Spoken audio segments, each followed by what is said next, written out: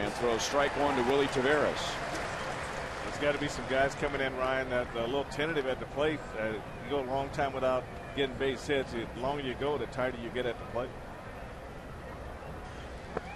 And we may have seen the result of some of that last night, Frank, with a lot of hitters swinging very early in the count, not wanting to get two strikes. Well, that's how it happens. And when you got the confidence, it doesn't matter if that first pitch is a strike or not. And Taveras tried to bunt a couple times last night, so everybody's trying to do everything they can to break out of their slump. And Kyle trying to get himself through the first inning. It's a pop-up from Taveras. And Martin with the pant legs pulled up to just below the knees.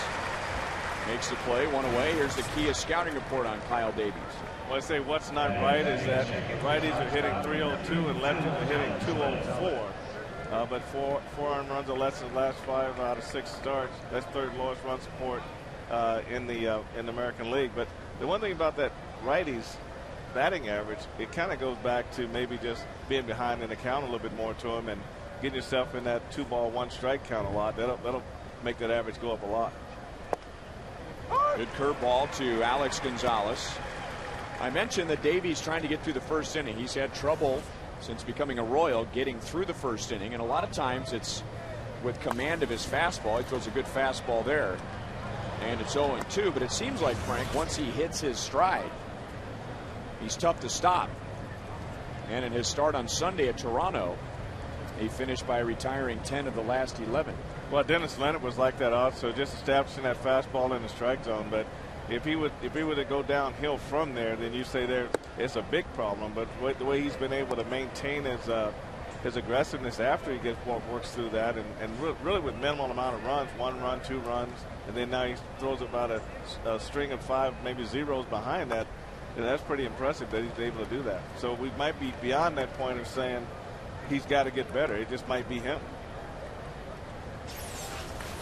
Well, this is that big curveball right here from Kyle, and when it has that kind of depth to it, it'll really get a lot of guys to chase it, and you want them to reach for it away from the right-handers, and that's the good pitch. If it stays middle in, that ball it's really a trouble pitch for a pitcher to throw that ball hanging on the inside part.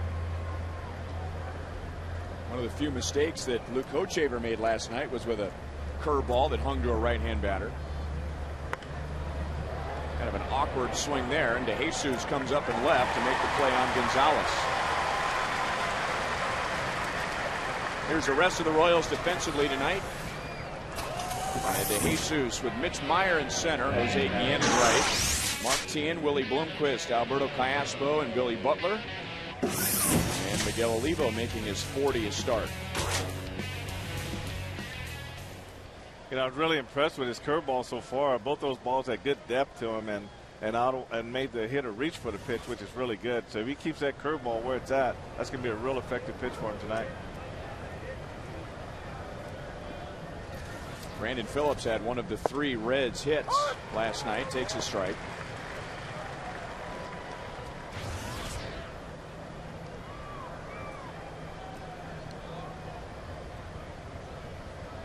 He's hit in 5 straight, and the way the Reds are going, that would be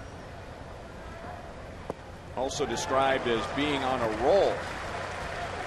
Hitting about 200 in the month of June, the Reds are. 72 degrees. We started on time at 6:10. Official time and temp presented by the parking spot. Easy to spot, easy to park. The parking spot at KCI.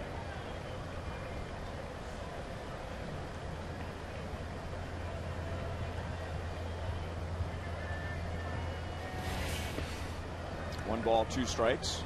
Kind of a gloomy day this morning and into the early afternoon. Thought it might be cloudy and cold at the ballpark, but clouds have broken up. We've seen some patches of blue sky and a very comfortable Saturday night at the ballpark. They can't beat these early spring nights. I mean, we passed spring, but this is definitely a spring day, a spring evening, and very little wind. And anything in the 70s, Ryan, we can live with. Curve is pulled to Bloomquist. 1-2-3 first inning for Kyle Davies.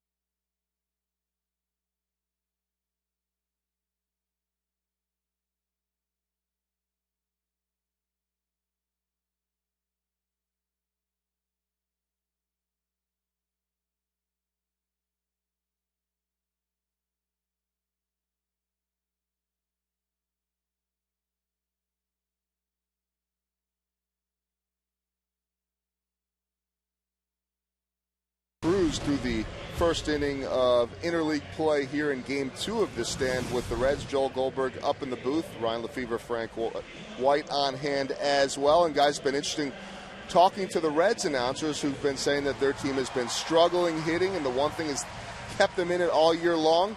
They're starting pitching and a good bullpen, but that hitting has really been a struggle.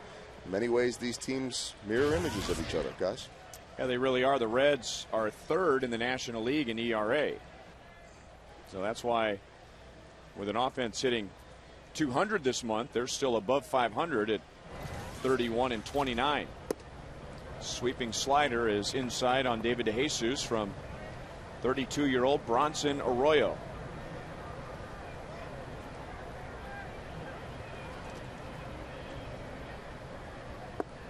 Same pitch, this time a strike. David on base twice last night with an RBI single and a walk, so he's hit in 5 straight, getting his average up over 240, one step at a time.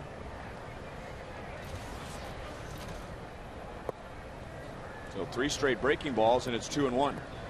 Bronson Arroyo will drop down on this to that lower sidearm, and when you're throwing in that sidearm, throwing breaking balls with left-handers, you got to be careful not to get under that breaking ball and leave it hanging out over the plate. The changeup is pulled to first, and Hernandez hangs it in the air for Arroyo. 1 down. Here are the Reds on defense tonight. Lance Nix, Willie Taveras, and Jay Bruce in the outfield.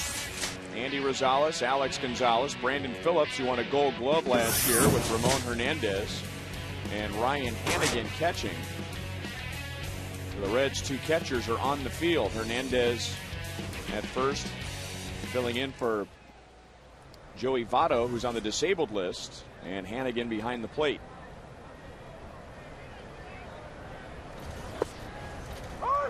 So 5 straight off-speed pitches from Arroyo. Strike 1 on Bloomquist. 1 for 4 with a double last night.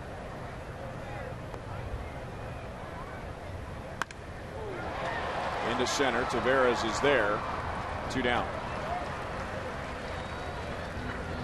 So hit hard but out. And up comes Billy Butler. Royals have seen Bronson Arroyo, but that's when he was with the Red Sox. And Joel talking about their pitching, and they've got a strong rotation with Arroyo, who is going to give you a lot of innings. He has gone at least 200 innings in the last 4 years. He led the majors with over 240 innings in 2006.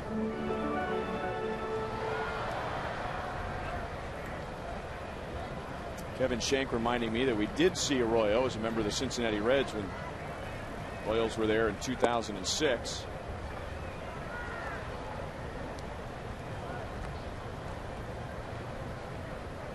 A guy described with a rubber arm. All those innings, he has never been on the disabled list with an arm injury. 3-0 on Billy, who homered in the first inning last night. Well, it really gets that lead leg up high. You don't even see any bend in the knee. I mean, most guys will bring that knee to the chest, but he takes his leg straight up out front of him. 3-0 pitch is ripped to left.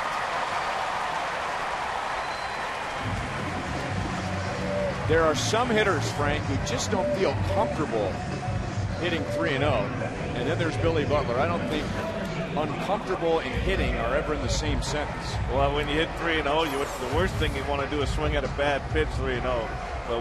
But Billy was able to get a ball in his strike zone and right out over the plate, and he did a good job turning on it.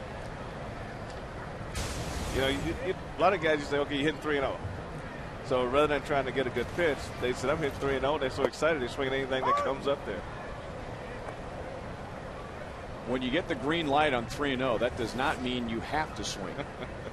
That just shows the manager has confidence in you, but he also has confidence in you to get a good pitch to swing at. Jacobs 0 for 3 with a walk last night.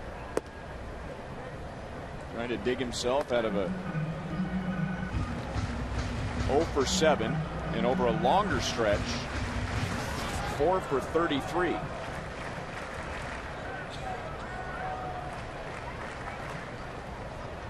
Now the pitchers are really doing a good job of going away from Mike Jacobs, and they're trying to force him to make some adjustments, and when he does, he's successful.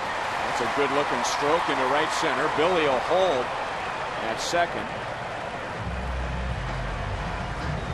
So with 2 outs and nobody on, back-to-back singles, bringing up Jose Guillen. Well, I think that was just a base running mistake by Billy right there. With 2 outs, you just got to go. As soon as the ball's hit, you got to go, and that should have been a third base right there. He should have been at third base.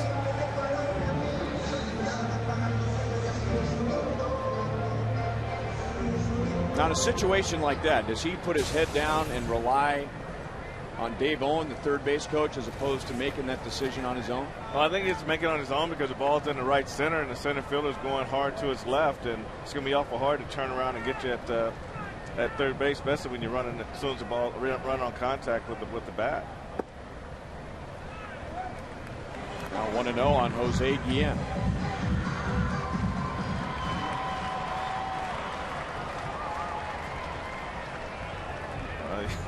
I mean, when it's 2 out, you just got to go. I mean, there's no reason not to run hard when it's 2 outs and the ball's in play, and you never know what's going to happen.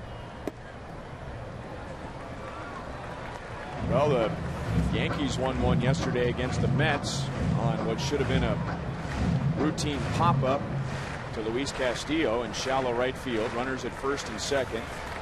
On contact, running hard, you never know what's going to happen, and because of that, Mark Teixeira scored from first. And for him to score from first, he had to really been running hard.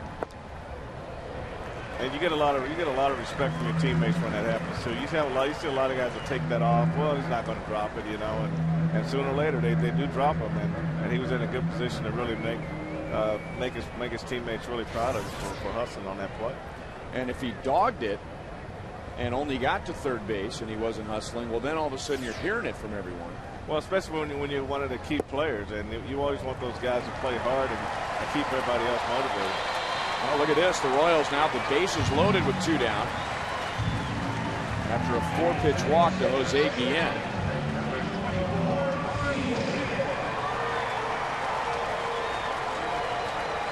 And Mark Teahen to the plate.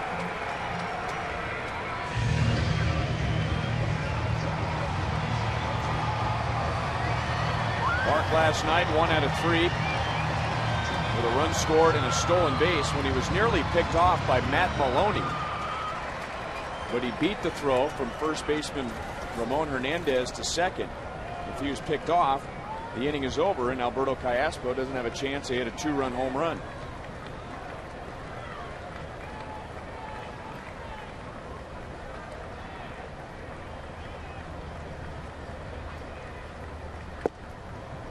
Breaking ball for strike 1.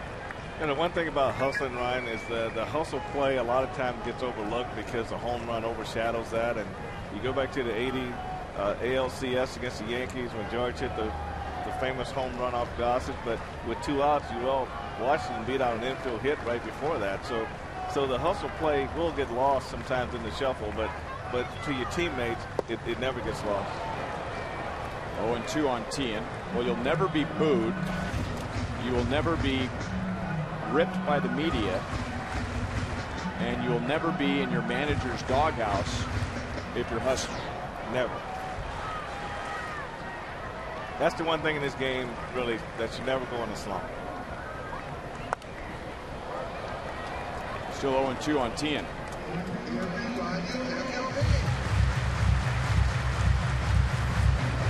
Arroyo took a no decision in his last start Sunday against the Cubs, allowing 3 runs in 7 innings. 2 of those runs were unearned. But he eats up innings. He's got at least 7 innings in 7 of his last 10 starts, and he gets himself out of a bases loaded first inning.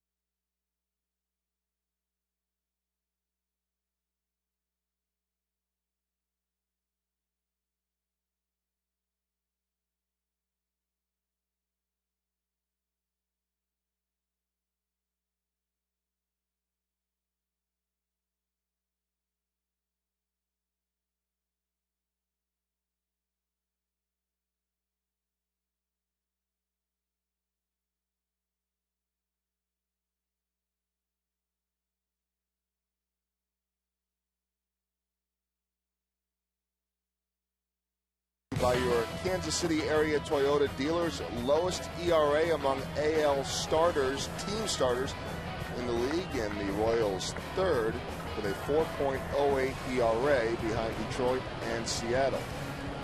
And Ryan, we talked about the comparison of these teams.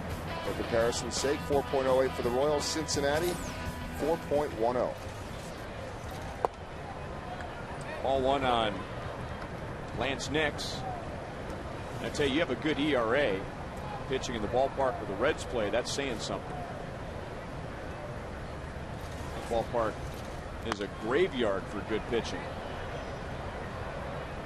Well, the one thing about the Reds in that ballpark, and talking to Dusty Baker, he said the two-seamer's really been the pitch of choice for a lot of the pitchers, whether they come in there or the Reds pitchers themselves, because of the down action, and they try to induce a few more ground balls.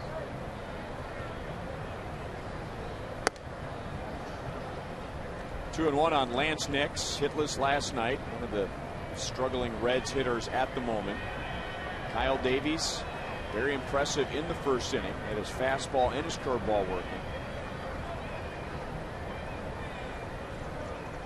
Now Levo wants a changeup, and it's 2-2. Well, for whatever it's worth, Ryan, their ERA at home is about a run higher, 3.66 on the road and 4.61 at home. But it's not one of those old Colorado ones where it could be 6 or something.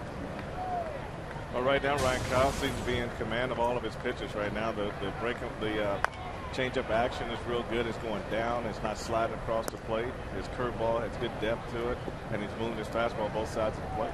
Frank, I've heard it said that, you know, fastball obviously is a power pitch. So if you're amped up or your mechanics are out of whack, that a pitcher should go to his breaking ball because that's more of a rhythm pitch. Well, and it really goes back to how fast you recognize you need to make that change. A lot of them will stay with the fastball a little bit too long before they make the change. Well, Miguel Olivo, I tell you, over the last 2-3 series, he's really taken some shots off the bat, and the foul balls in the dirt. That's a tough one right on the meat part of the arm. That's tough right there.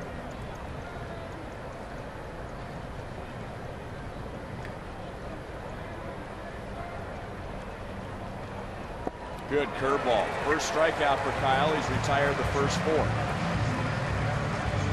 Join us for afternoon baseball tomorrow as the Royals wrap up their series with the Reds. Coverage starts at 12:30 p.m. with Royals Live. Royals Reds tomorrow in high definition on Fox Sports Kansas City. Should be a pretty good pitching matchup, guys. Johnny Cueto taking on Brian Bannister.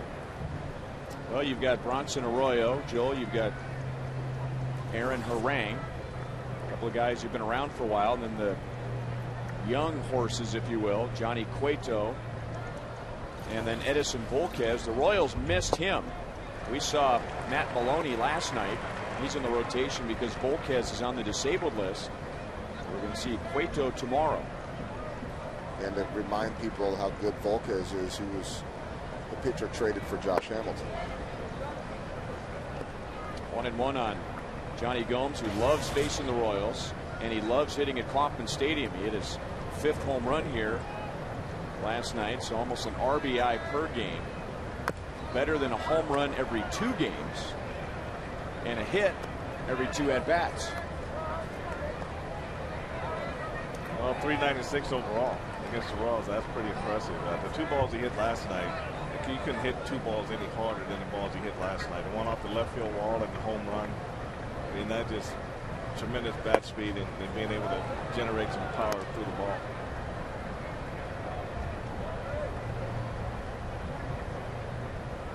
He has spent time in AAA the last 3 seasons. 2007, 2008 with the Rays, and then he, after a good spring this year, did not make the Reds out of spring training. He was signed to a minor league contract, so started the year in AAA, played well there, and here he is.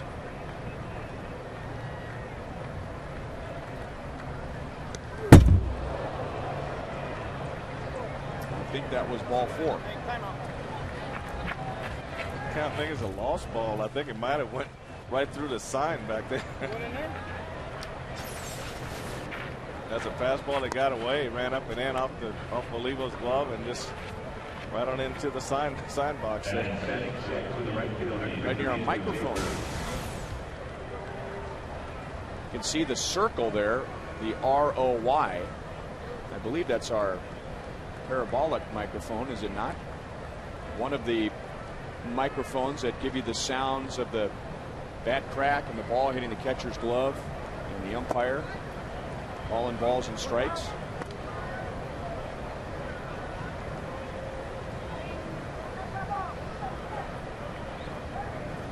So Gomes at first, and now Jay Bruce in his last 47 at bats, 5 hits. 2-0.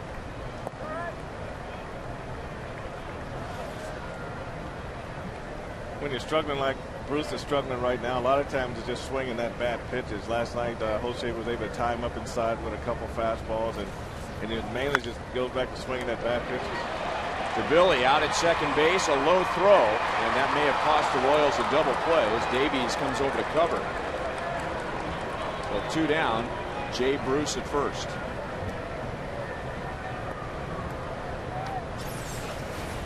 On plays like this, when the first baseman is caught inside, your shortstop wants to come inside also with you. He wants to stay on the same side, but Billy's arm dropped, and the ball ran back to the outfield side of second base, and I think that's what cost him that double play. When the arm drops, the ball tails away, and it was a tough play for Willie Blomqvist to handle. Gomes going in with his arms in the air to further distract Blomqvist. Well, when you got that kind of time, what you want your first baseman to do when he does that inside turn, you want him to try to get him back up on top and try to make that ball as straight as possible. Maybe possibly get a four-seamer that won't tail away, but the shortstop wants to be inside with you, and the runner knows that too.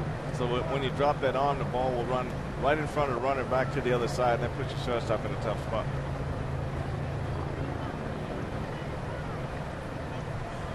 Now Ramon Hernandez hitless last night.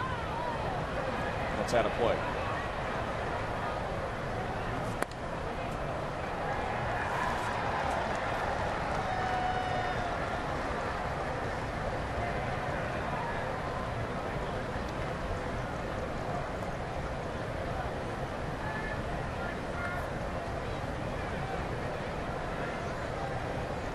Same guys in the lineup tonight as they were for the Reds last night. A few guys have moved positions, but 7 right-hand batters. And Frank was telling you how Kyle Davies has actually had more success against the lefties than he has the righties. I think the changeup plays better to the left-handers, and being able to do the run, throw that running fastball that goes down and away is another good pitch that plays well against lefties. But you have to be able to get on the outside corner to right-handers and then work the fastballs in and out in order to set him up and get him out. So earlier he was able to get his curveball with some good depth and force some right-handers, go back to Alex Gonzalez and Brandon Phillips to reach for it, and those are great pitches for Kyle Davies.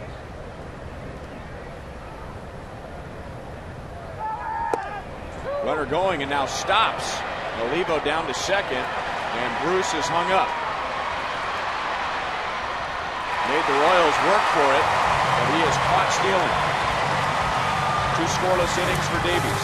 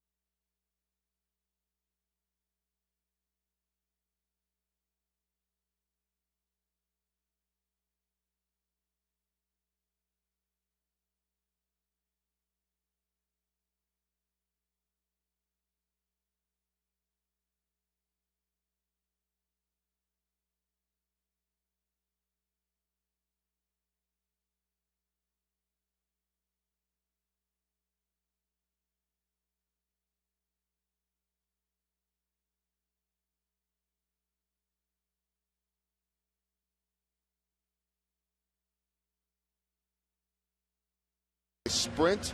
Who has had the most impressive outing so far this year? Brian Bannister, April 22nd at Cleveland, where he went 6 innings, 4 hits, no runs. Zach here against the White Sox, complete game shutout with 10 strikeouts.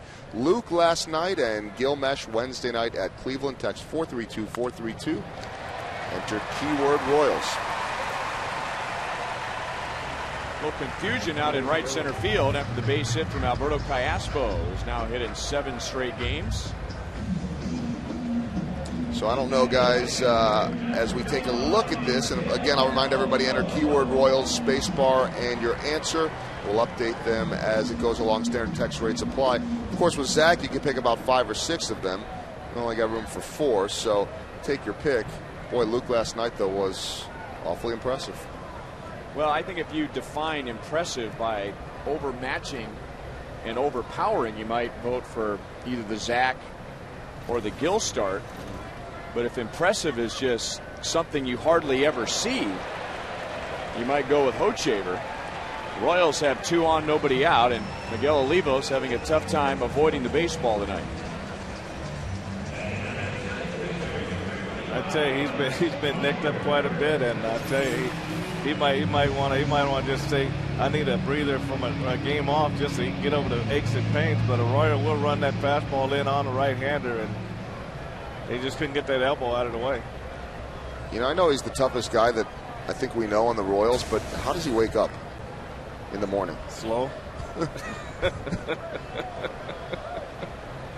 Real slow.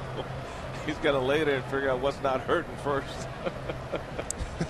Mitch Meyer going to be asked to bunt and fouls it away. Meyer asked to bunt during the game in Cleveland on Thursday night, didn't get a bunt down. Well, when you get that curveball 71 miles an hour, you won't get a better pitch to bunt than that one. Hitting .224 at the moment, and Mitch 0 for his last 13 and trying to get Callaspo to third base and Olivo up to second. He normally doesn't have trouble bunting. He did a good job for me, and he's done a good job so coming into this season as a bunter. But sometimes bunting is just like hitting. You know, you pick the wrong pitch, or your bat angle's wrong, or you get caught in between which way you want to bunt the ball, third base, first base. You got to make that decision before the pitch is made.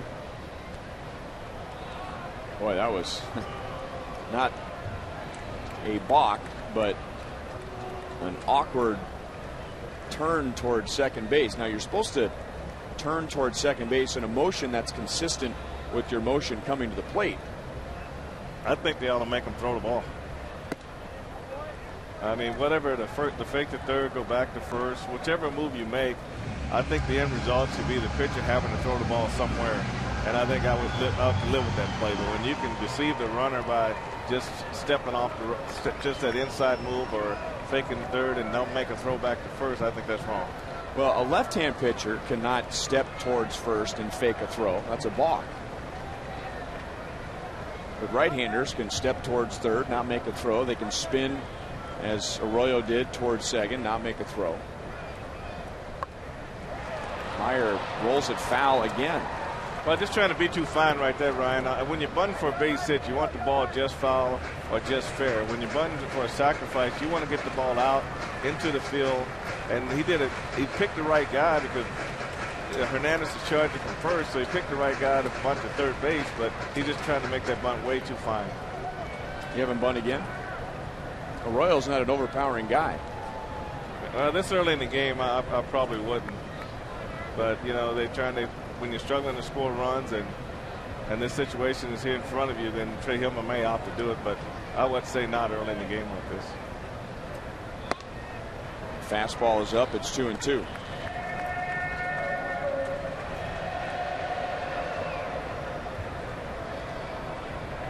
Royals stranded 3 in the first inning with 2 outs, nobody on. A couple of singles and a walk, but Arroyo was able to strike out Tien. And now a single and a hit batter to begin the bottom of the second. And Meyer had a pretty good rip at it, fouls it away.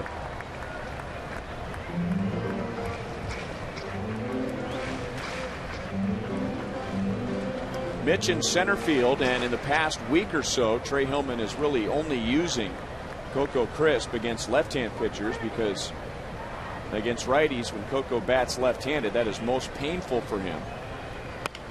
Meyer to right field, and that's going to settle in front of Bruce, who may have given up on that ball a little too soon.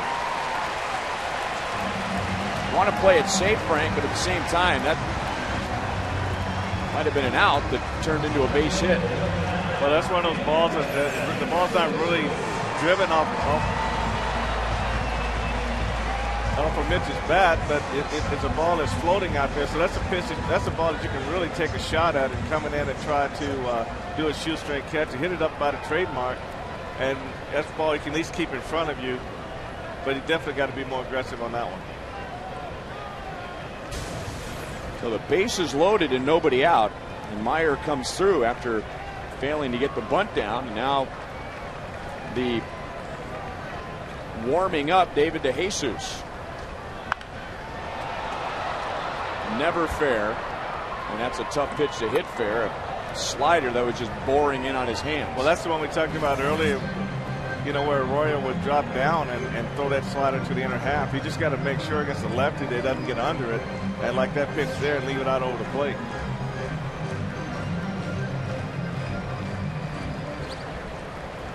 Arroyo's been pitching well lately. His ERA 5 coming in tonight, but given up 1 earned run or less in 3 of his last 4 starts. And that's a great pitch on the outside to make it 0-2.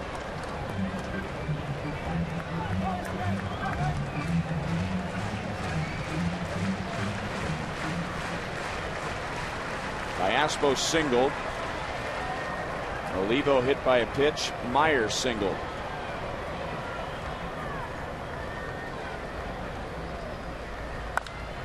That did not hit the target. I think Hannigan wanted that pitch up, and Arroyo left it out over the middle of the plate, maybe a little bit in, but way too much of the plate. You see those catchers stand up like that, but they also expose themselves when they come out of that crouch, and when that ball is down like that, they can put him in a strange situation on a foul ball.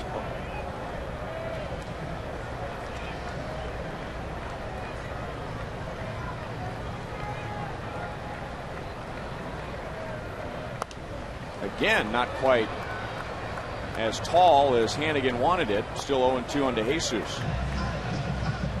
They finished off Martin the same way, so they must know that with 2 strikes that David and Mark both had the tendency to chase the fastball up.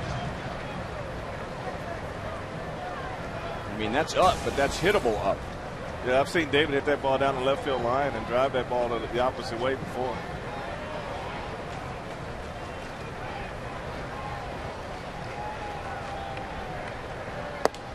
That's up, but David's not going to go for that one.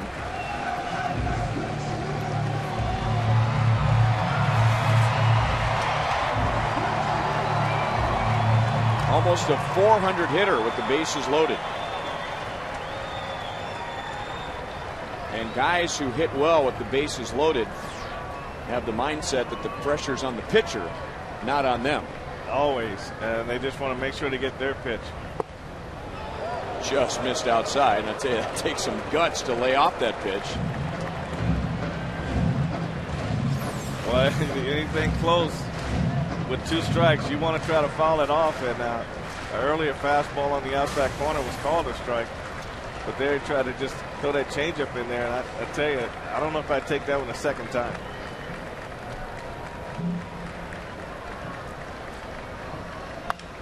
To the left side. Rosales to the plate. The Reds only getting 1 out. They figure they'll cut down the runner coming to the plate. So bases loaded, 1 out.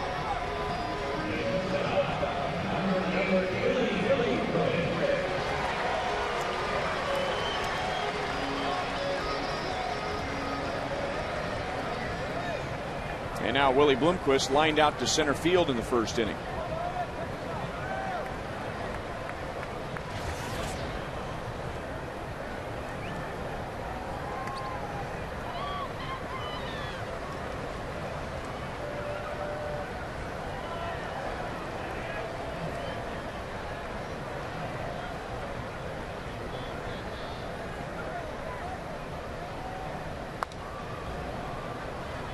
Well, you figure in a situation like this where Yeah, an extra base hit would be nice, but more than anything, you just want to get a single, a fly ball, something to get a runner home. You've got two of the best bat control guys coming up in Jesus and Bloomquist. Well, that's true. And, I just think that Rosales, he had a chance for a double play. David hit that ball very hard, and they could have turned two right there, and he opted to go home and just cut down the lead runner, which I think is a benefit to the Royals. Now it's 0-2 on Bloomquist. And most managers would say early in the game like this, if you got a chance to turn two, we'll give them the one run. Let's get the 2 outs and let's try to get off the field. But when you go home and just get one, then you still have an opportunity to have a big inning.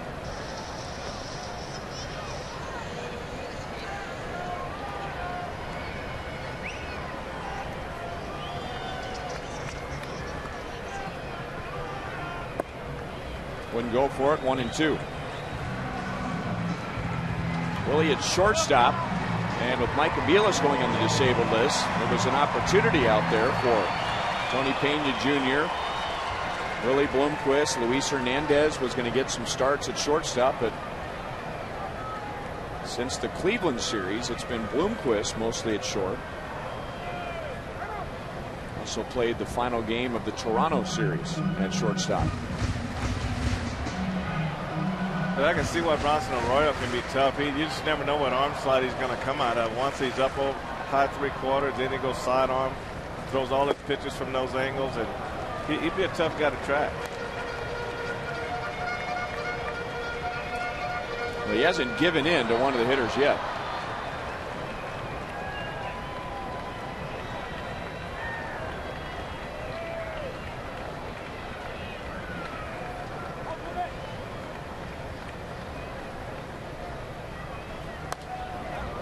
Still 2-2. That might be the best pitch that Willie's going to see. That was a fastball right down the middle of the plate, 90 miles an hour. He just missed his spot. His pitch was supposed to have been inside. It was right down the middle. Of the 20 pitches in this inning, 9 have been foul balls. You say just missed it. Royals have been doing a lot of just missing, especially Jesus and Bloomquist, the last 2 batters. Still 2-2. Well, he's really utilizing his fastball really well. He had the straight fastball down the middle. Then there he ran the fastball in on Willie, trying to get a ground ball to the corners. So, like you say, he's trying to do everything he can to stay out of the center of the plate, but yet he's close enough to the plate that Ross hit the foul balls off. Second straight inning, the Royals have had the bases loaded. The Royals struck out Tien with 2 outs in the first. In this inning, the Royals had the bases loaded, nobody out. Up the middle, into center field. That'll score 2. So Bloomquist comes through, scoring Olivo and Meyer for a 2-0 lead.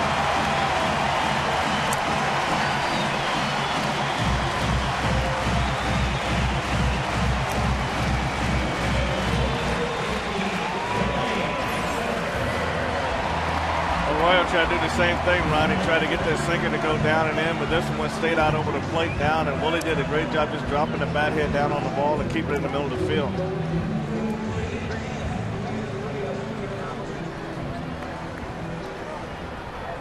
You can see where the head goes, the ball's down. I don't think it gets any prettier than that.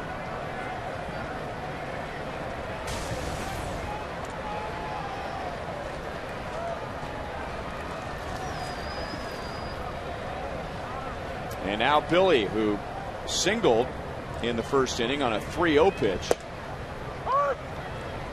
Arroyo hits the outside for strike 1. 9-game hitting streak for Billy.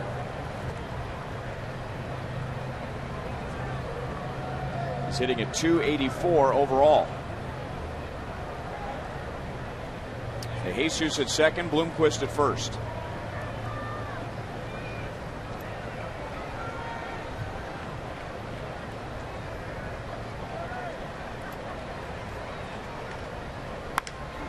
Left side and through to Jesus. Going to be waved home. And no throw to the plate. 3-0 KC.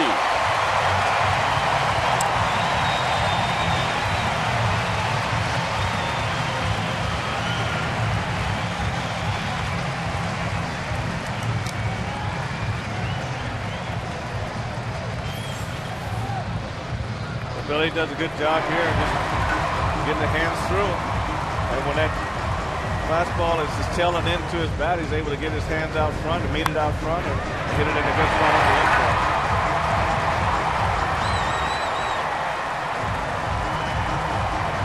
Lance Nix has had some shoulder problems over the years, resulting from diving and crashing into walls. So that's taken some steam out of his arm, and he played it conservatively to third. So 3 runners home, only 1 out. And now Mike Jacobs. Single to right center in the first inning. But Ryan, we go back to Rosales having an opportunity to turn that double play, and he opted to go home, and that just left the Royals in a good opportunity to be able to do what they're doing right now. Well, as you said, you can still turn into a big inning if you only get 1 out. Yeah, they would have had a runner at third with 2 outs, and you got a better chance to get out of that situation, the bases loaded 1 out situation.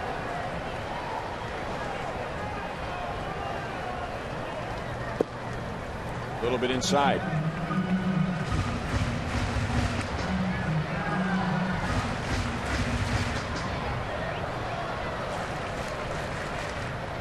Jacobs has a home run in 4 career at-bats against Arroyo.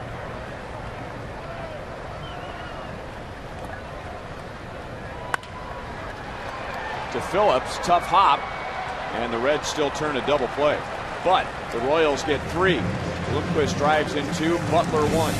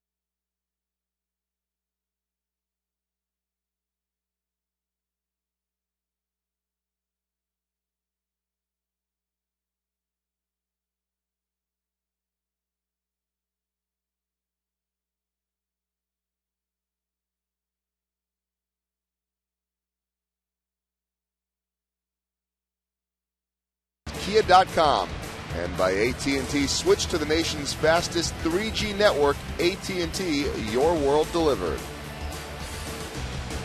Royals on top 3-0 as Willie Bloomquist giving them a nice boost in the bottom of the second. I want to remind everybody as well that each home run tonight hit by either team in this game will benefit prostate cancer research. $14,000 for each home run, and saw 3 of them guys last night hit at $13,000 apiece, so $39,000 raised here last night. Billy Butler and Alberto Callaspo for the Royals, and Johnny Gomes for the Reds. Ramon Hernandez was at the plate when Jay Bruce was caught stealing in the second inning. Bruce taking off for second, then about halfway changed his mind, slammed on the brakes, and after a long rundown, the Royals tagged him out. 1-2 on Hernandez. A good start for Kyle Davies. 1-2-3 in the first. Faced only 3 in the second. He did hit a batter. 2-2. But go back to that rundown, Ryan, when they had a lot of throws in order to finally tag Jay Bruce out. You wonder when you're in a rundown, who's most nervous? Is it the runner or is it the guys who don't want to hold on to the ball too long.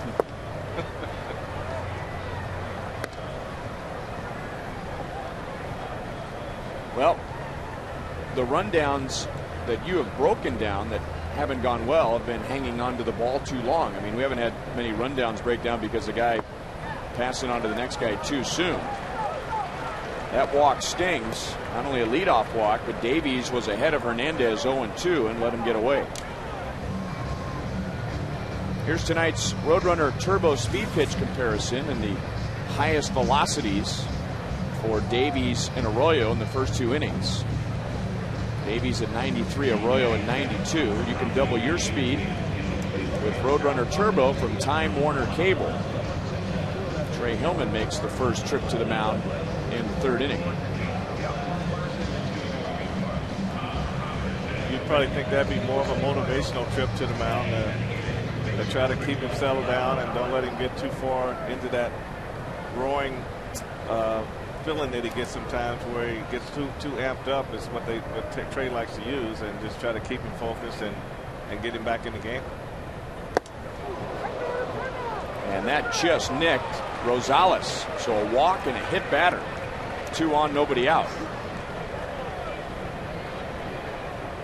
Well, of all the starting pitchers that Trey Hillman spends time with when they're in the game, I would think Kyle Davies would be at the top of the list. A lot of conversations in between innings. Well, you know, Ryan, the thing about the 2-seamer that he tries to throw, you really got to aim it more toward the outer half of the plate and let it run in. That was pretty much starting on the inner half and then just taking off and going up and in. He had a walk early where the fastball got away and went back to the screen, and just more or less just trying to slow himself down, pick his target up, then go. And again, fouls it away.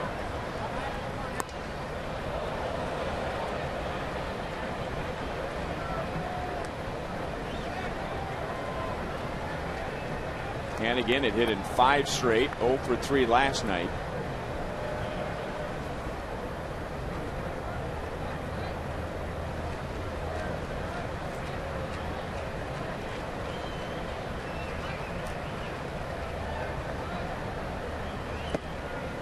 And that's in for a strike, and it's 0-2.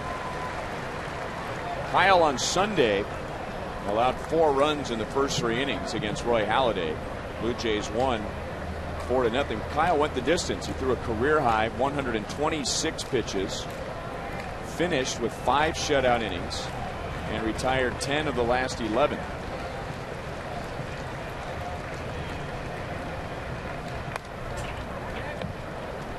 Still 0-2. Yeah, in this situation with Hernandez on second base, he's not a threat to steal. I think he just needs to kind of slow everything down a little bit. You know, go back to his more of a lot higher leg kick, gather himself, and then make the pitch. Sometimes he can be a little too quick when you don't really want to have to be quick.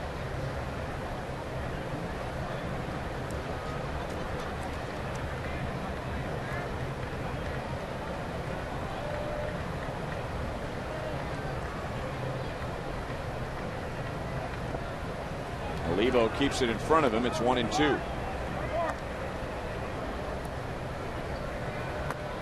Been a busy night already for Olivo. It's been a painful night. He's taken a foul ball off of his left shoulder. He's been hit by a pitch. But that's better than sitting comfortably on the bench. Always.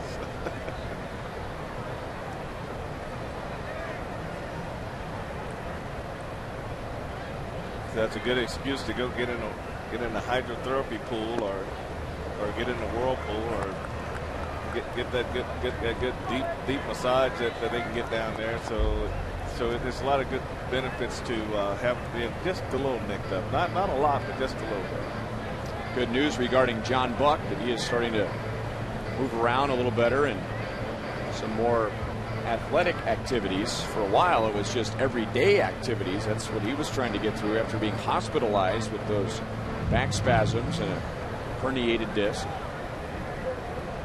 John told me he thought he was a victim of being in too good a shape. You know, he said that the doctor said his back muscles were so strong that once the spasm started, it just locked them all down. And I think he said there's a lot of core work that he does, and he just said it just felt good just to be able to walk around and not feel that real severe pain that he was feeling.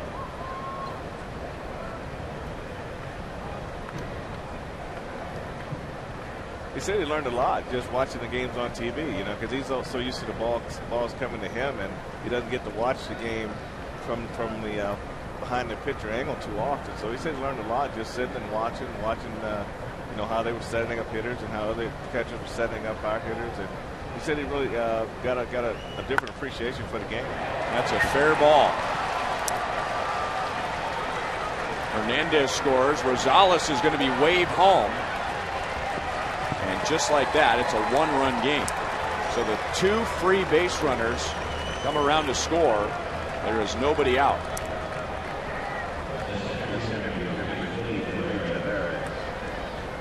Well, I think the key word right there, Ryan, was free. I mean, those are free runs right there, and the Reds were able to take advantage of it.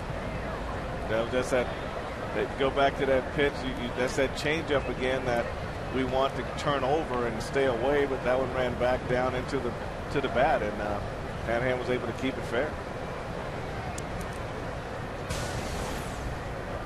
Now he's at second with nobody out, and Taveras tried to bunt for a base hit. He is 0 for his last 29 after popping out to third in the first inning. Well, with his speed, this is probably the play for him. This would probably make him have a valuable at bat for his ball club, just advancing the runner.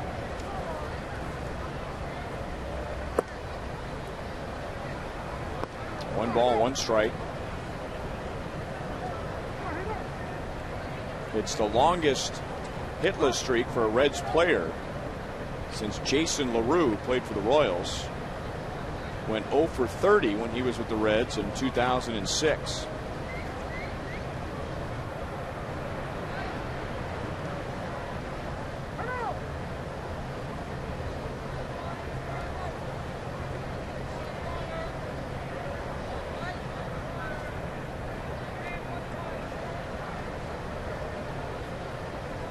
That's really amazing that Willie Taveras, with his speed and his ability to bunt, could be 0 for 29. That's really amazing.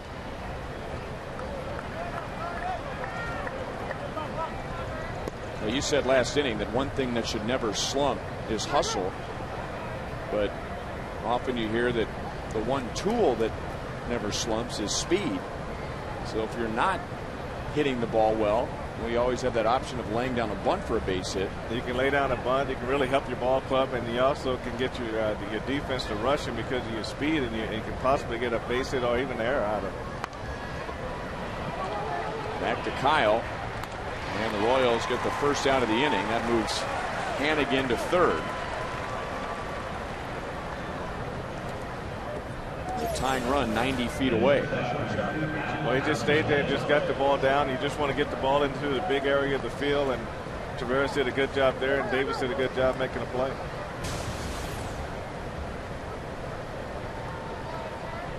Harrigan with a 2-run double, scoring Hernandez and Rosales.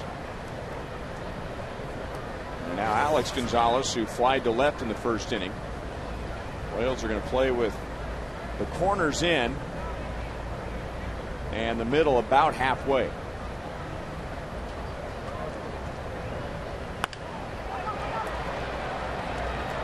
Meyer going to try and get behind it. Still going to be a long throw. And Harrigan scores to tie the game. So Gonzalez drives in his 18th. And the Reds get all 3 runs right back.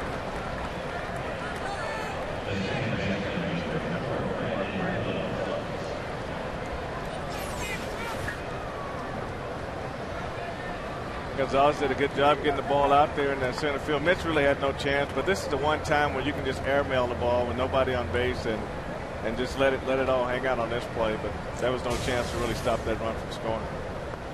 That's really disappointing to the defense and the offense when you go out and put those 3 runs up like that and you give it right back. So they got the work cut out for them, but it would have been easier if Kyle had went out there and put another 0 on the board. And it all began with a walk, and not just any walk. Kyle was ahead of Ramon Hernandez 0-2, just couldn't put him away. Phillips grounded to short in the first inning.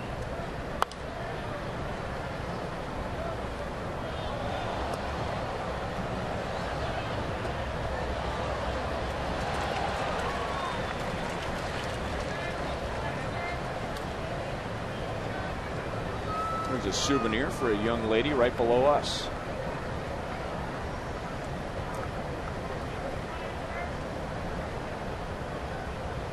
That was about the only thing that could tear her away from that enormous bag of cotton candy.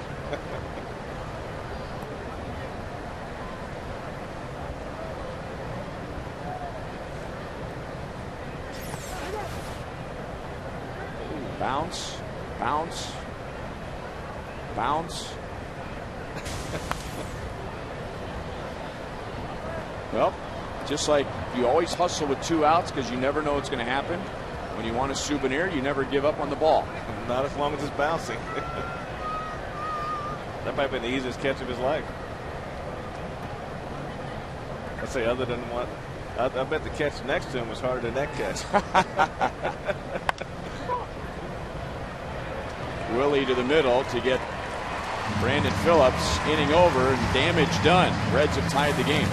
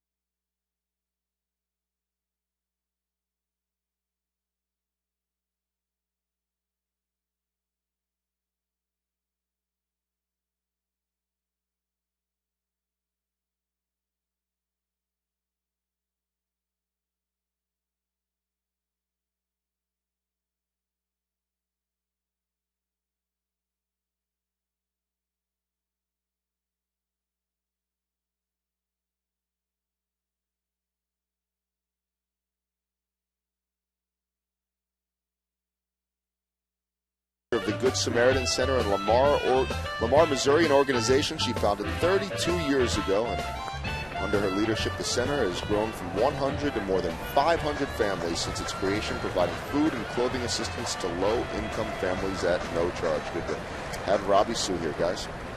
All right, Joe, I'll tell you, that Buck O'Neil legacy seat was a great idea because so many great people in our community volunteering their time, creating organizations. Nix hardly has to move right on the edge of the shadows and retires Guillen, who walked in the first inning. And I don't think we've had any repeat fans sitting in the Buck O'Neil legacy seat. So a lot of people doing a lot of good things, not only in Kansas City, but in the surrounding areas.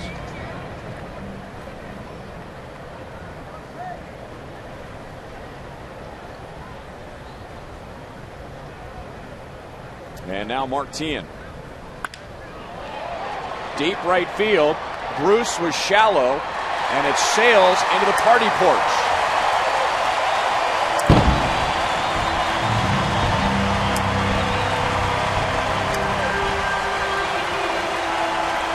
So Teahan puts the Royals back out in front with his 8th home run of the year. And that home run is good for $14,000 for prostate cancer research.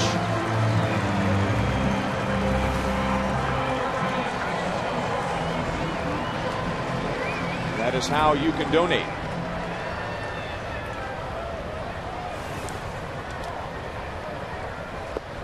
Well, he really hit that ball on the screws. I mean, you very rarely Mark hits the ball to right center field, but they tried to get that ball in on him like the ball they struck him out on the time before, and the ball ran back out over the plate.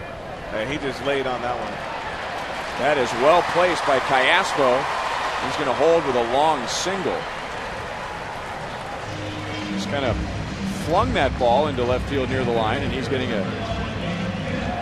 some grief from his first base coach, Rusty Kuntz. Well, this is Mark Tian right here, Ryan. Earlier they tried to get inside with a fastball. They struck him out on. But here this ball ran back out over the plate a little bit, and he stayed down through it. And that's one, like I say, that's an 89 mile an hour fastball, and he pulled that ball on a line in the right center field bleachers.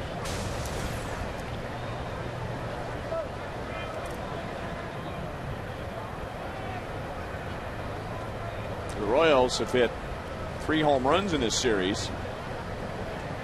Miguel Olivo with 3 home runs in his last 4 games. Takes that curveball for a strike. Hit by a pitch in the second inning and scored in the Royals' 3-run second.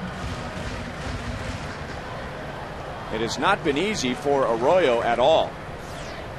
Royals loaded the bases with 2 outs in the first, but didn't score. Loaded the bases with nobody out in the second, ended up scoring 3. And now with 1 out, a home run and a single, and the Royals have 8 hits already. 9 hits in 2 1/3 innings.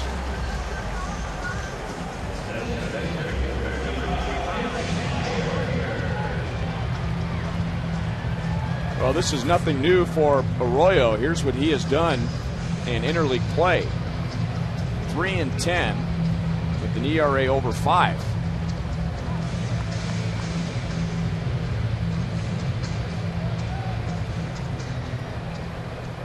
So 2 on, 1 out, a run home on the Tian home run. And now Mitch Meyer.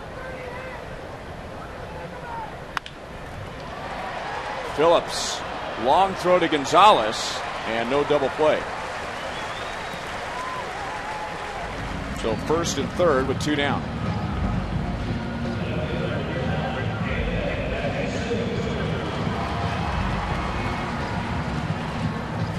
The third installment of T-Shirt Tuesday is drawing near. Ante up for tickets, and on June 16th you can get a shirt featuring Royals pitching ace Zach Greinke. The first 20,000 fans will get this great summer accessory on Tuesday from Fox Sports Kansas City.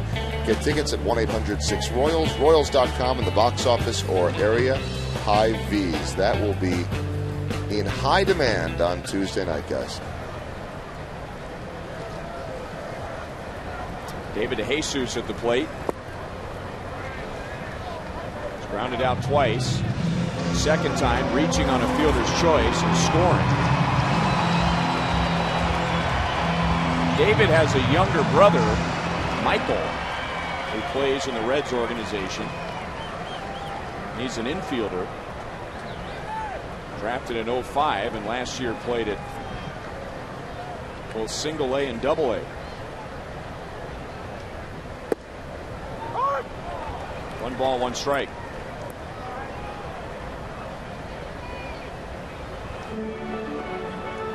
Bob Davis's son, Stephen, is the Royals' voice at Double A Northwest Arkansas, but before that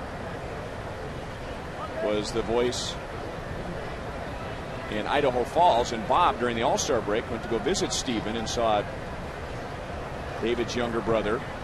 And before he even knew who he was, when he took the field and with his batting stance, he knew right away that's David DeJesus' younger brother. I guess they look exactly the same. Of course, Michael, a right-hand thrower, but plays the infield, same stance, same mechanics, same approach at the plate.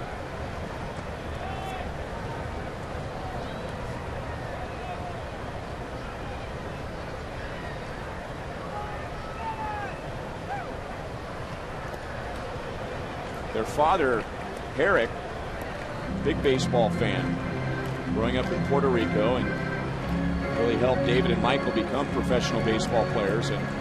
But before he would throw batting practice, David says there was all kinds of work on the tee and in soft toss, and they had to get that work done before they got to see the live pitching. And that's a routine that David keeps now. I mean, even when he's had his good years with the Royals, part of his daily routine, batting tee, hitting the ball up the middle, softball or soft toss, hitting the ball up the middle, and then to the cage. You know, Michael right now is hitting 270 at Chattanooga. So he's on his way. If he played a little bit of Double-A last year, that's a good deal. He's moving pretty fast. But you got to have that early discipline, I think, as a hitter. And if your dad's the one that's coaching you, then your ears perk up a little sooner because everybody wants to hit. Everybody wants to swing the bat and live pitching. So you just make it good. I always say do all your fundamental stuff first, because once you hit first, you're done.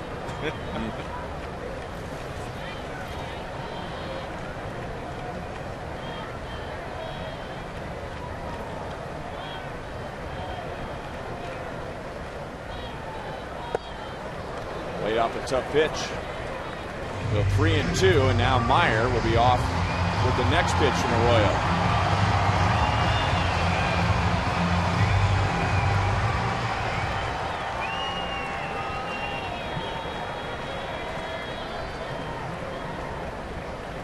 Royals with 3 in the second inning. Reds tied it in the top of the third. CIN is homered here in the bottom of the third. And DeJesus grounds to the left side. It's a 2-run bottom of the third inning.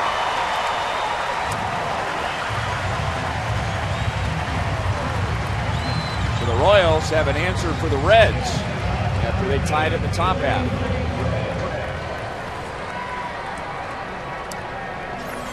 But Davies really making an effort to go that direction. That's the second ball he's hitting that direction, and he was able to get this between the short and third baseman for a base hit.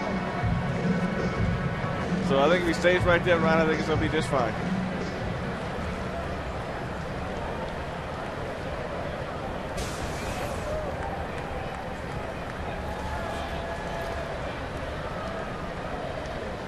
And now Bloomquist, who had a 2-run single in the second inning and lined to center in the first.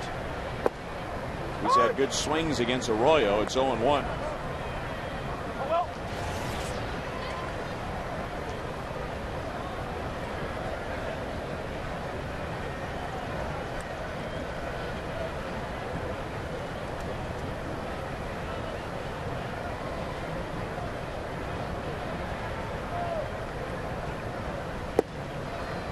One and one. This is with the bases loaded and 1 out in the second. They did a good job just staying down on the ball and keeping it back through the middle. And he just epitomizes not trying to do too much at the plate. He just uses his hand, hit the ball where it's pitched, and he's had a ton of success. Into right field. Meyer around third. And he's going to be held, and now DeJesus is going to run down in between second and third, and that's the inning. DeJesus was convinced that Mitch Meyer was going to round third and come to the plate.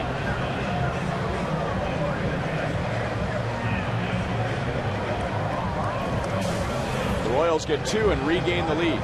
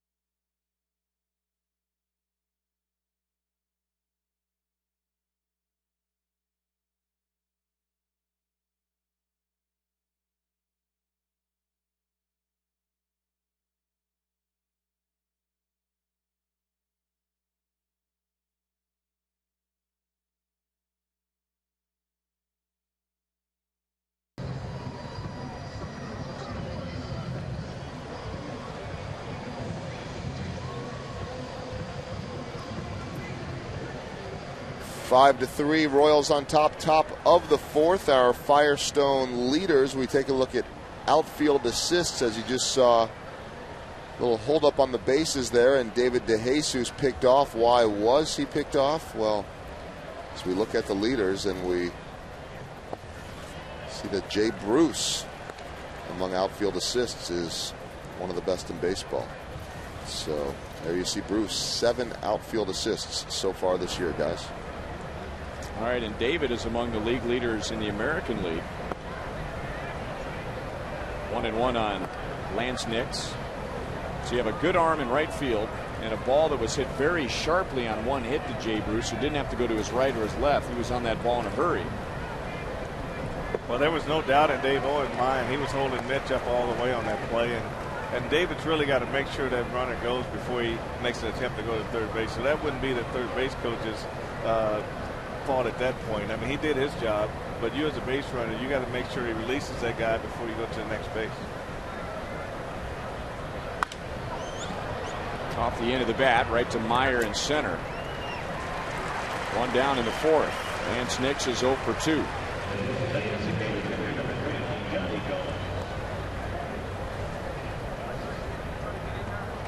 Ryan, as Gomes comes up to the plate here, we've talked about all the home runs that he has hit. And I thought I'd look at guys that have homered at Kauffman Stadium since 2006, which is when he had his first Kauffman Stadium home run. Guys that have not played at all for the Royals. The list is kind of obvious. Sizemore, Dye, Granderson, Cabrera, Konerko, all 8, 7, 6. Well, they play here all the time. A-Rod has 6 homers in 13 games. Then Johnny Gomes, 5 homers in 9 games at Kauffman Stadium. And he's also had some big games against the Royals in St. Petersburg.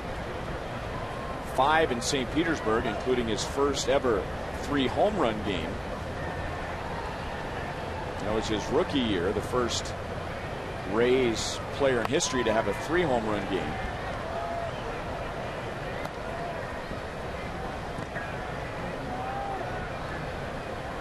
Hit by a pitch in the second inning.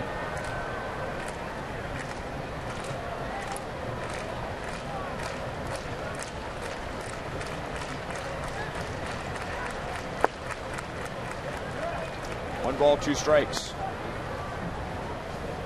Kyle with 2 good innings to begin the night. Then the Royals got 3 in the bottom of the second, and then Kyle began the third with a walk and a hit batter, and the Reds tied it. And a 2-run double from Harrigan and a sac fly from Gonzalez. Now the Royals coming back in the bottom of the third with a couple of runs.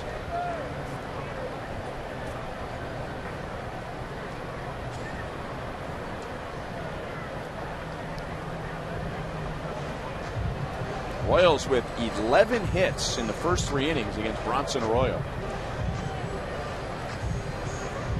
Baseball's biggest stars go head-to-head for one spectacular night in the summer's biggest event, as Fox brings you every thrilling moment of the 2009 MLB All-Star Game. Coverage begins Tuesday, July 14th, live from St. Louis at 7 p.m., only on Fox.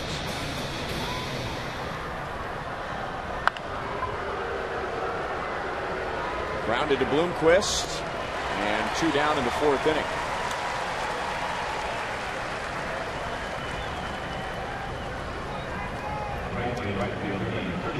And now Jay Bruce.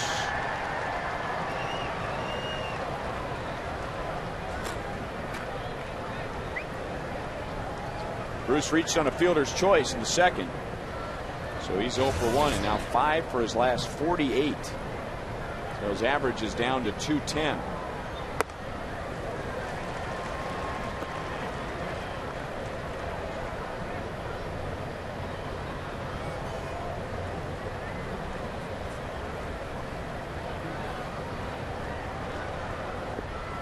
One ball, 1 strike. Jay Bruce, first round pick of the Reds in 2005. And a couple of years later, he was Baseball America's Minor League Player of the Year, and that encompassed all levels. Alex Gordon won that same award the year before. 2-1.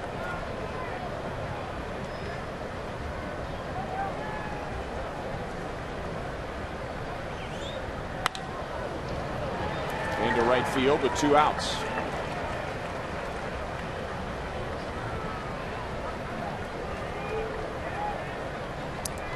I think one of the things about struggling is that you're chasing balls off on both sides of the plate, and Dave Bruce that time chased the fastball away, and they were able to get in on him a little bit. And I think right now he's just kind of free willing it up there, and he got a fastball middle end down, which is a left-handed hitter's hot spot, and he's able to get a line drive base hit to right field. And now Ramon Hernandez. Just got a piece of it 0-1. When you have a slump that is now at about 50 at-bats, if you go back and look at all those at-bats, I'll bet there's a whole bunch of swinging at pitches that aren't strikes and taking pitches that you would normally swing at. And that's what happens when you get in a slump. But how it starts is that you get real late on the fastball and real quick on the breaking ball, so you're stuck in the middle. And hitters would say, I always want to be on at least one of those 2 pitches. And when you're not, then you really get confused at that point. So it's all about just taking the strikes, swinging at the bad balls. And then you just got a light bulb goes on at some point. It goes right back to where you want to be. And I think that just takes a couple line drives and centering the ball in the plate, and you'll be right back where you need to be.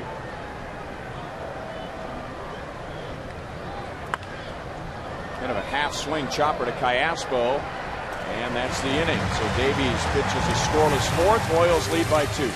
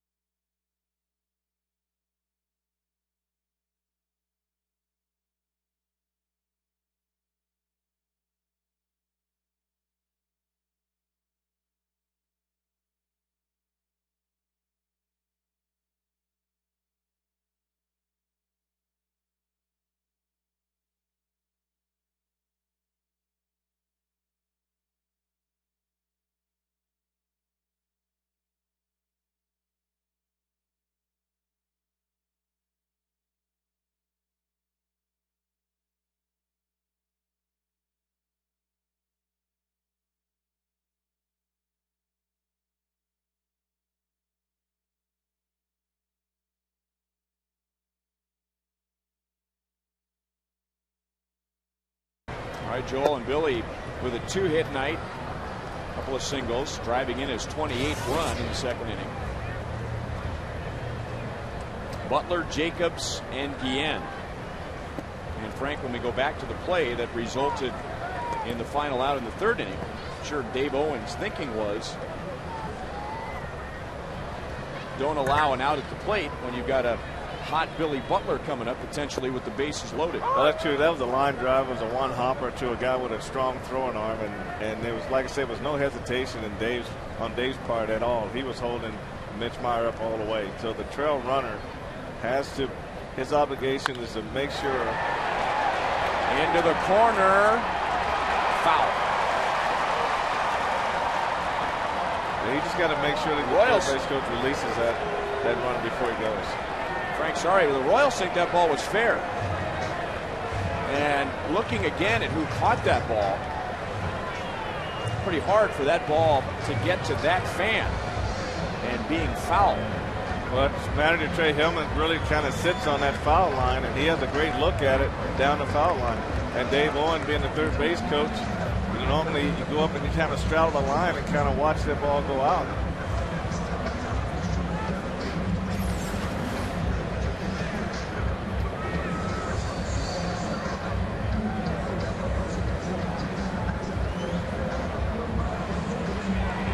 see it?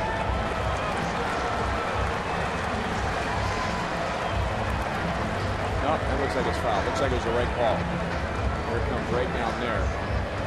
Just sort of wrapping around the pole on the backside.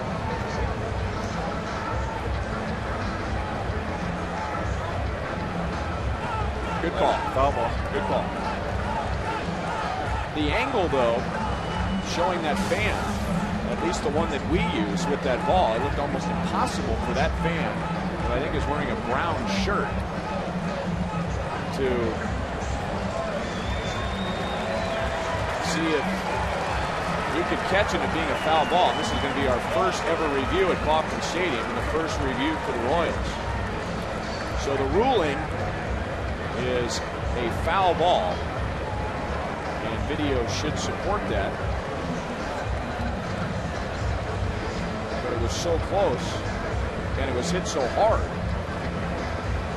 The third base umpire is Tony Randazzo, and he seemed convinced, but you never can fault an umpire when he brings in the other guys to talk about it. And now that we have the resources to decide whether it's fair or foul, or whether in other cases fan interference was involved or hit the top of the wall.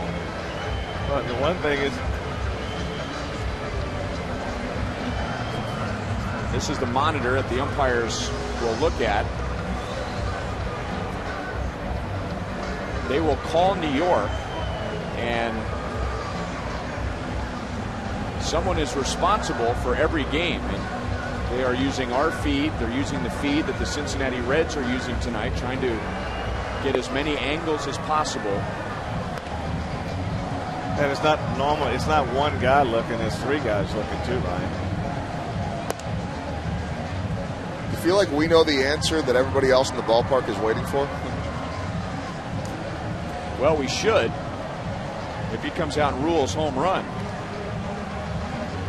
And they obviously have an angle that we haven't seen, because the two that we have seen, like it's a foul ball.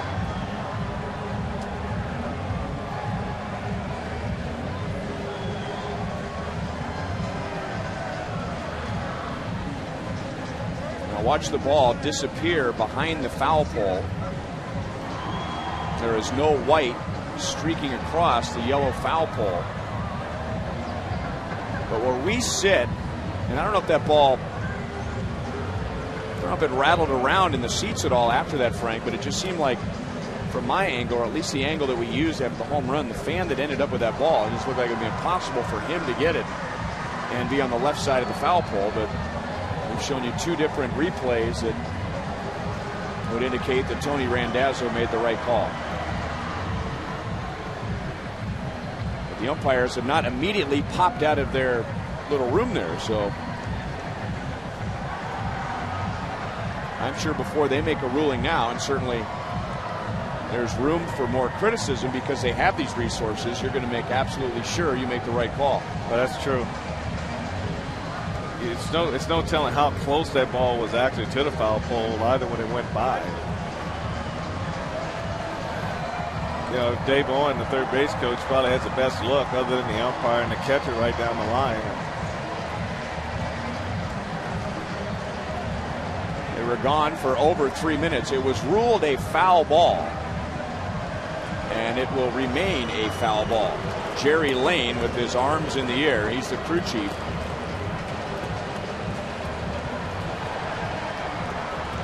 Three minutes and 20 seconds to review that home run.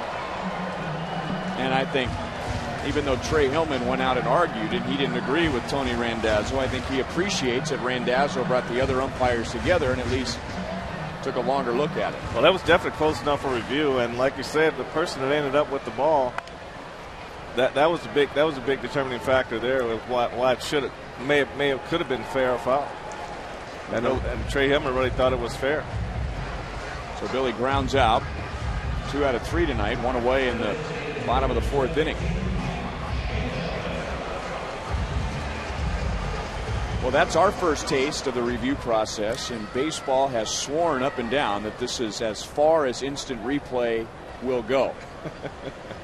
That it will not evolve into close plays around the bases, balls and strikes.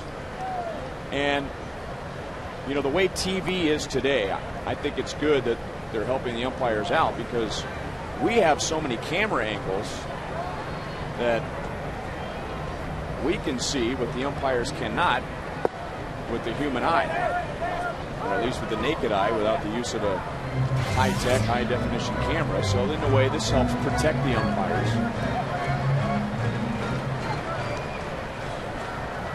Well, they always say never never, and never say always. Tony Musa had that saying. He said, never say never, never say always. What's most important is to be right at that particular time. Jacobs is singled, grounded into a double play.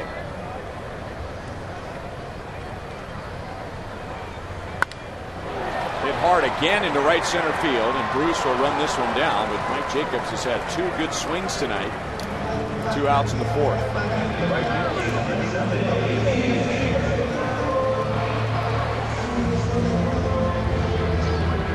And now Jose Guillen.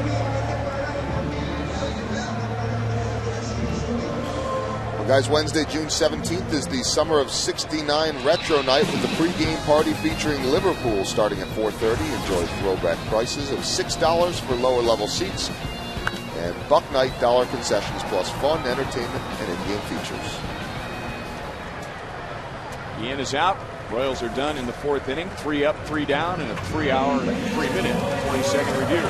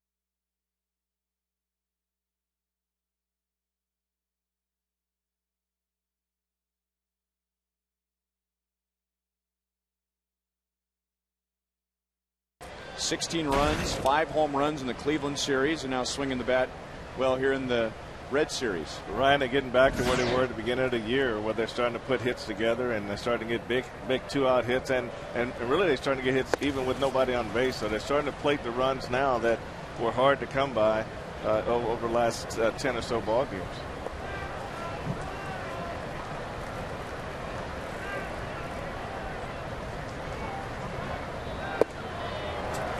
One and one on Andy Rosales. Hit by a pitch and scored on Hannigan's 2-run double in the 3rd inning.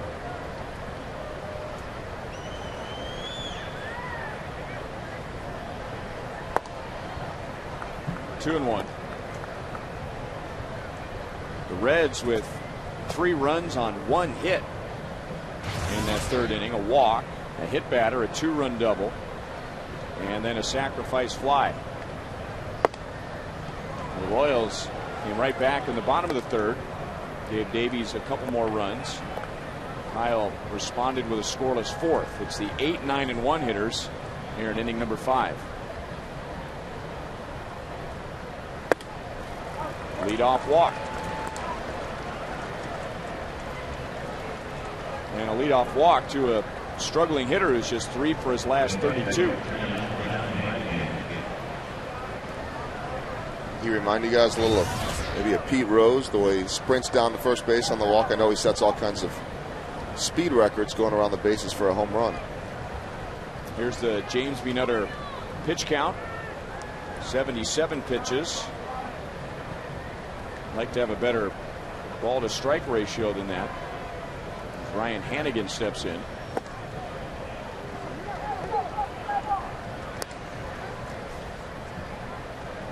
And now Bob McClure out to the mound. Well, Joel, I imagine you read the story that I read in regard to Adam Rosales, and it kind of goes back to that famous Joe DiMaggio line, who always played hard no matter whether it was a close game or a blowout game.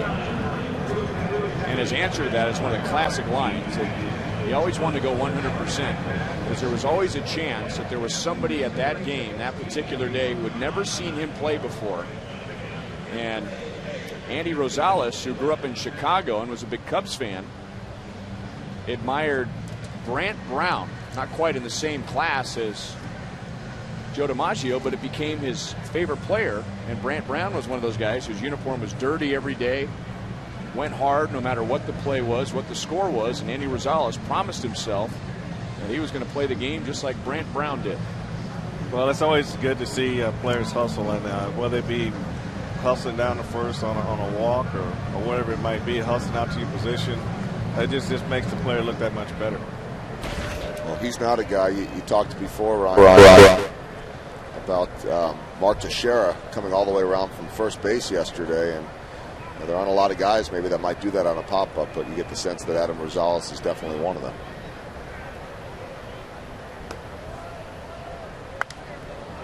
After the visit, a pop-up. Bloomquist wants it, and he's got it. One down in the 5th inning.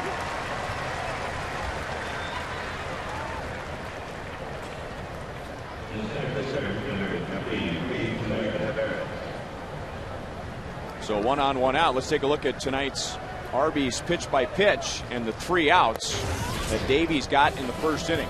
Well, Ronnie did a good job here with Tavares and fastball on the outer half of the plate. And we looked at his curveball earlier. It was in a great spot down and had both hitters reaching for it. One on the fly ball and one on a weak ground ball to third base. So that was a good indication of why Kyle Davis was able to get out of that 1st inning without any trouble. And those are the next 3 hitters coming up. Tavares takes a strike. 0 for his last 29. He has a sac bunt tonight. That's his 8th of the year among the league leaders in the National League.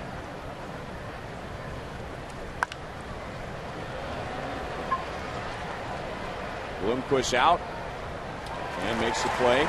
So Tavares is 0 for his last 30.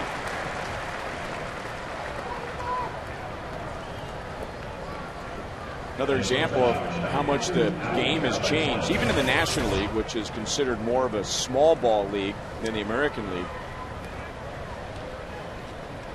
Frank, I won't ask you who it is, but what do you think the number is as far as the most sacrificed bunts in the National League? And we're right around the 60, 61, 62 games played mark, depending on what team it is. You can't look. What are you looking for? That's part of research. No, I want you to guess. At this point in the season, how many sacrificed bunts do you think leads the National League? Well, I know the Reds are number 1. I do know that. I would talking about an individual. Oh, as an individual player? One person who has the most sack bunts.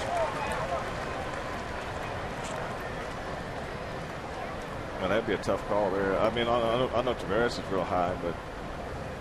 Well, don't worry about the person. Just what number do you think leads the league right now? I'd say 40. At this point in the season? How about 9? 9.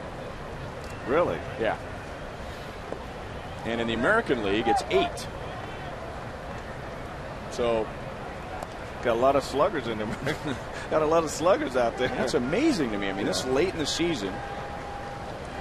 I would have thought 40 might have been a little high, but I would think somewhere in the 20s, maybe approaching 30. 9. Yeah, with the teams that are not scoring runs and the teams that are not hitting a lot of home runs, you'd think it'd be even more than that. But then again, when you really get back down into the brass taxes of the deal, and a lot of guys have had a lot more attempts than they have sacrificed bunts. because I think that I would agree that there have been more attempts than actual bunts laid down. Sure. Well, we saw one tonight, an attempt to get a sac bunt down, resulted in a base hit, but didn't get the sac bunt down. Because I can't imagine with so many teams struggling offensively to score runs that more managers aren't utilizing the bunt a little bit more. But I think that it all just comes down to how successful they are in getting the bunt down. 4 of the top 5 are pitchers, guys, in the National League: Vasquez, Arroyo, Zach Duke, and Johan Santana.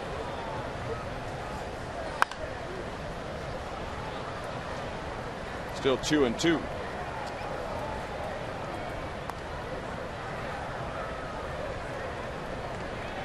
Trying to see what the Royals' record is for a single season, but that is not listed.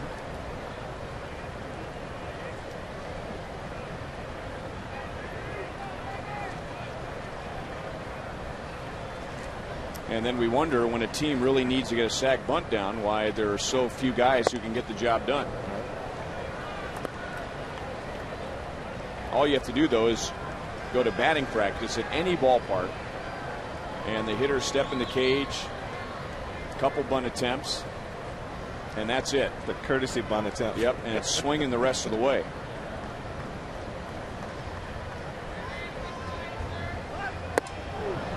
Rosales takes off, and Gonzalez takes one under the chin, so 2 on 2 out.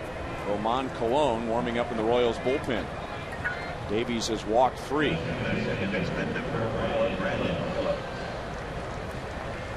Well, Kyle's doing everything he can, but this is that part of the game where you'd really like to see a pitcher in the 5th with a 2-run lead just kind of grab this game by the neck and say, not only am I going to get through the 5th inning and qualify for the win, but I'm going to take control of this game. Well, he's having a hard time commanding his fastball, especially on the inner half. Anything in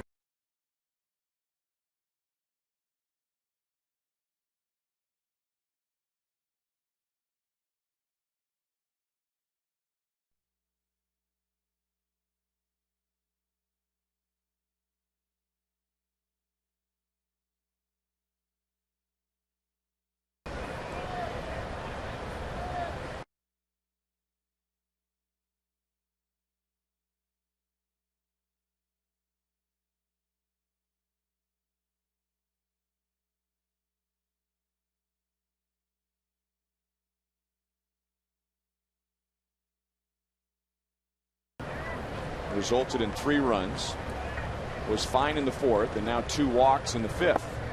And he's behind Phillips, who has gone deep 10 times this year, 2-0.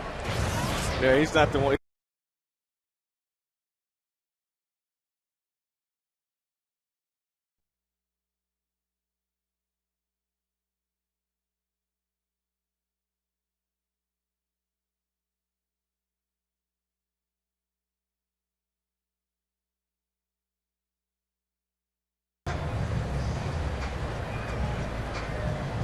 Phillips, one of the few Reds that is actually swinging the bat well at the moment.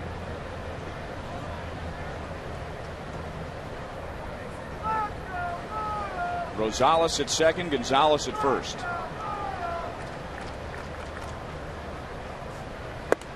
Three and 0.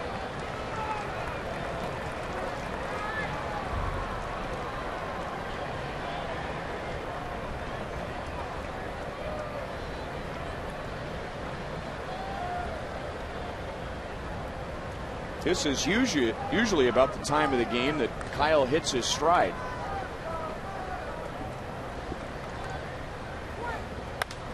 Swinging on 3 and 0, and that's in shallow right.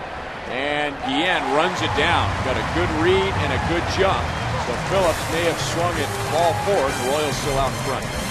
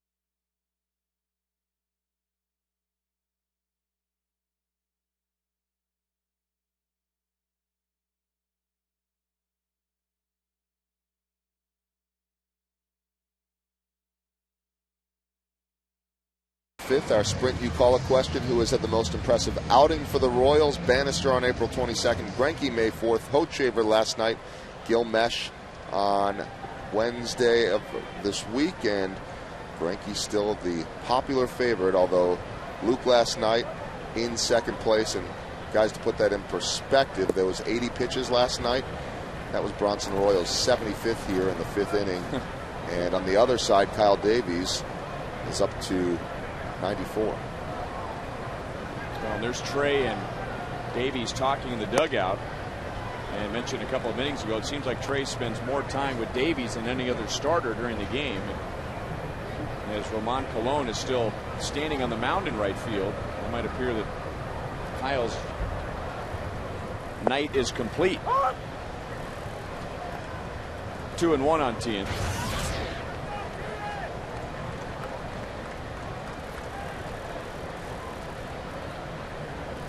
TN homered his last time, his 8th of the year, struck out in the 1st,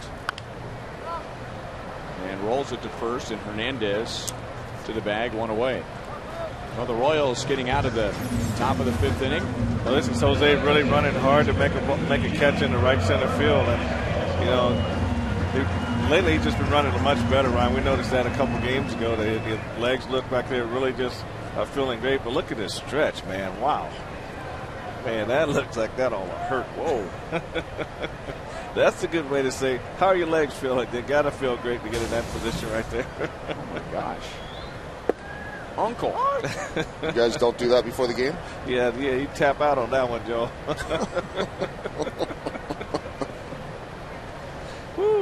And Ty Hill, Royals strength and conditioning coach, is a big, strong man.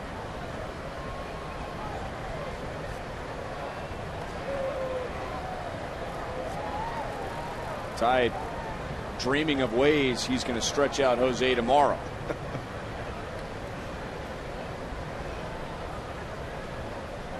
Callaspo 2 for 2 with a run scored, and that's right to Phillips, and 2 down.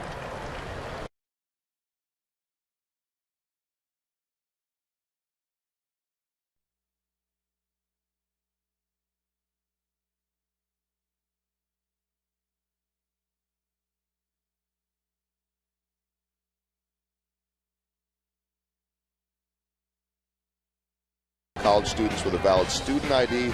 Every Wednesday for tickets, call 800-6-ROYALS. Visit royals.com.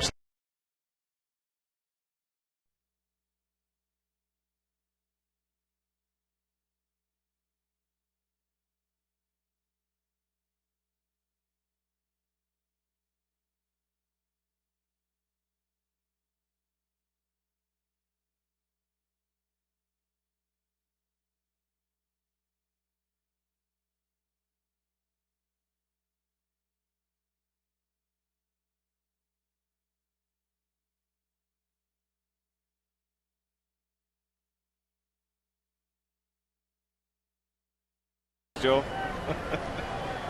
Leaderboard: Goodwin, White, Howard, Goodwin, McRae, Brian. And Tom Goodwin, the record was again 21. 21.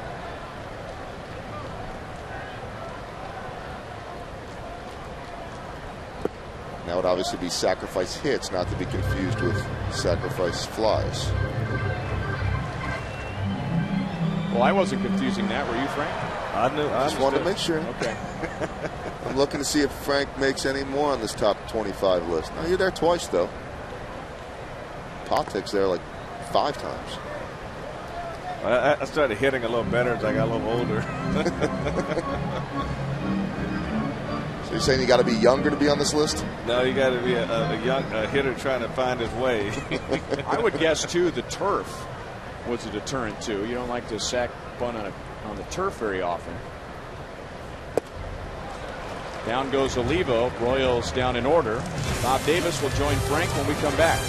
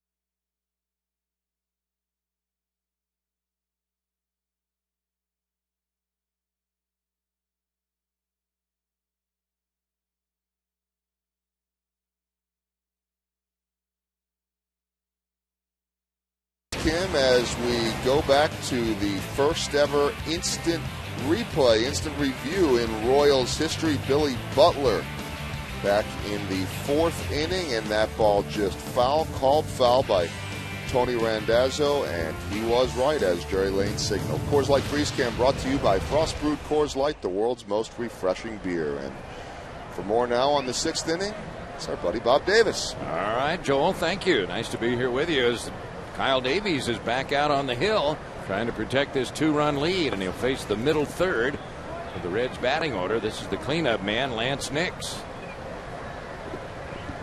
Kyle gave up a couple of walks in that last inning, but able to get out of it without any damage, and now a ball and a strike. That's one of the things, Bob, where you can only go to that well so many times before you fall in it. You really got to come out and get ahead of these guys and try to get through some innings. Nix tonight, no luck in 2 tries, a strikeout and a fly ball to center, and this will reach the seats in foul territory, 1-2. Interesting totals in this game. 3 runs, only 2 hits for the Reds. Royals, on the other hand, 5 runs and 11 hits. A solo homer by Tian. All the other hits have been singles. Royals have left 6. And they've done a good job, Bob, of moving the ball around too. They've been hitting the ball all over. Davis gone to left field, the left field side a couple of times. Willie the right side, Casper. So they're really doing a good job of hitting the ball where it's pitched today.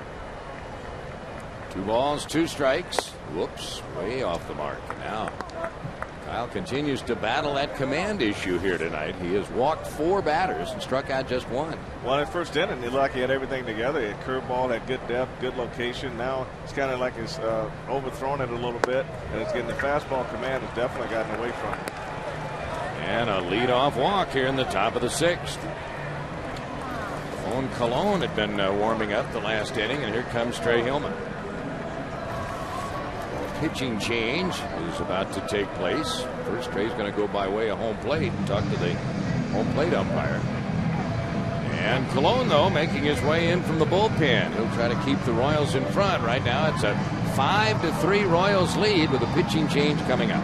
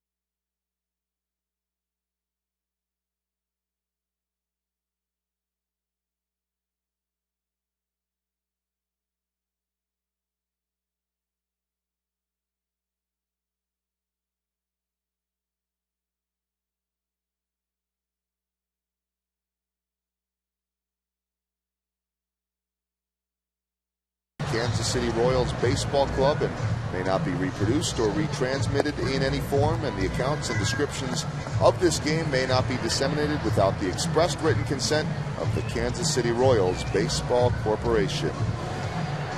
Roman Cologne taking over, and for more on Roman, here's Bob. Well, Roman Cologne making his 6th appearance. There are his numbers right there. He pitched the other night, got a double play ball, the Tuesday ball game, and that'd be high on the list of the wish list of Trey Hillman right now. But with a 2-run lead, if you're the Royals, you probably would not want Johnny Gomes up right now. But here he comes. That rascal's really been tough. Right, they need to get some outs, and right now they benefited very well tonight on walks, so what we call free passes, and Trey Hillman just wants somebody to come out there and get some outs and get the defense off the field.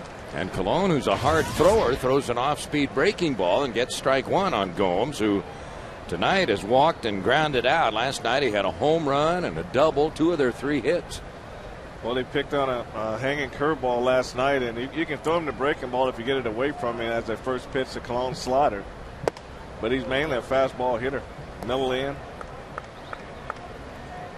And we've probably talked about it a lot the last couple of days, but he has 10 career home runs against the Royals, and you're talking about 50-some at bats. That's pretty impressive. Well, we made 10 mistakes and didn't get away with them. That's for sure. 1 ball, 1 strike now to Gomes. Oh, he takes a mighty swing right there, and it's 1-2. Well, Colon's doing a good job keeping the ball away from him, man. He just loves that ball middle and down, and that's where his power swing is. If you make him extend a little bit, you take a little of that power away. Gomes has never faced Colon prior to this moment. Runner at first, nobody out. Royals up by a pair as we view play in the top of the 6th.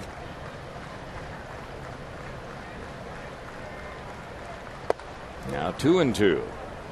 Well, this next pitch is a big one. You don't want to go 3-2 here. Now, whatever happens, you want to make it happen here, Bob. 3-2, the runner could be running, and that'll open up another can of worms for the Royals with a base hit.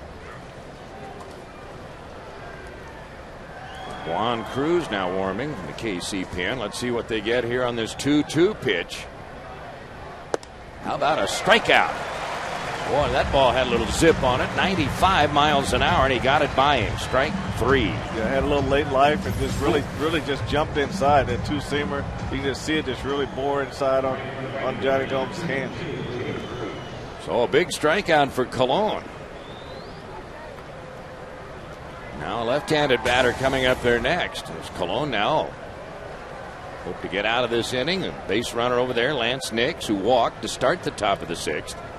Now in the batter's box, the young right fielder, Jay Bruce. And sliced to left, and David able to get there and make the catch. Well, David had several plays like that the other night in Cleveland. Really did a nice job, and he had a good read on that. That's not an easy play out there. It's not an easy play at all, Bob, but what helps David here is he gets good jumps on the ball in the outfield and playing to his glove side, which is to the line. It makes that play a little bit easier. But he's done a great job all year, just cutting balls off and making throws back to second base and throwing guys out at second base, playing the wall. And Cleveland did a good job there. So he's really taking a liking to the left field. So now 2 out, and that leadoff walk is still at first, and now they'll battle Roman Hernandez, who takes the first pitch strike. Hernandez tonight a walk and a ground out. He scored 1 of the 2 Cincinnati runs. Royals up by a pair here in the top of the 6th. Trying to make it 2 straight over these National League Cincinnati Reds. And Colon way upstairs that time.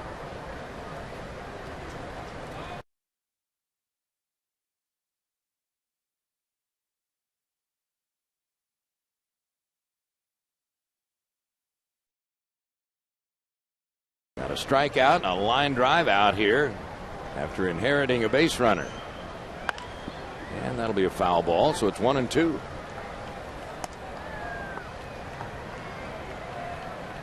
Hernandez, guy that's been around a little bit. He's 0 for 19. He's been scuffling of late, but he does have a run scored tonight after drawing a leadoff walk in the 3rd inning. He's 2 for his last 30. A guy that the Royals have seen a lot over the years. He's been back and forth between the 2 leagues. Little bouncer should end the inning, and right on the bag. Callaspo there to receive it, and a nice job by Colon. Royals still lead by a pair.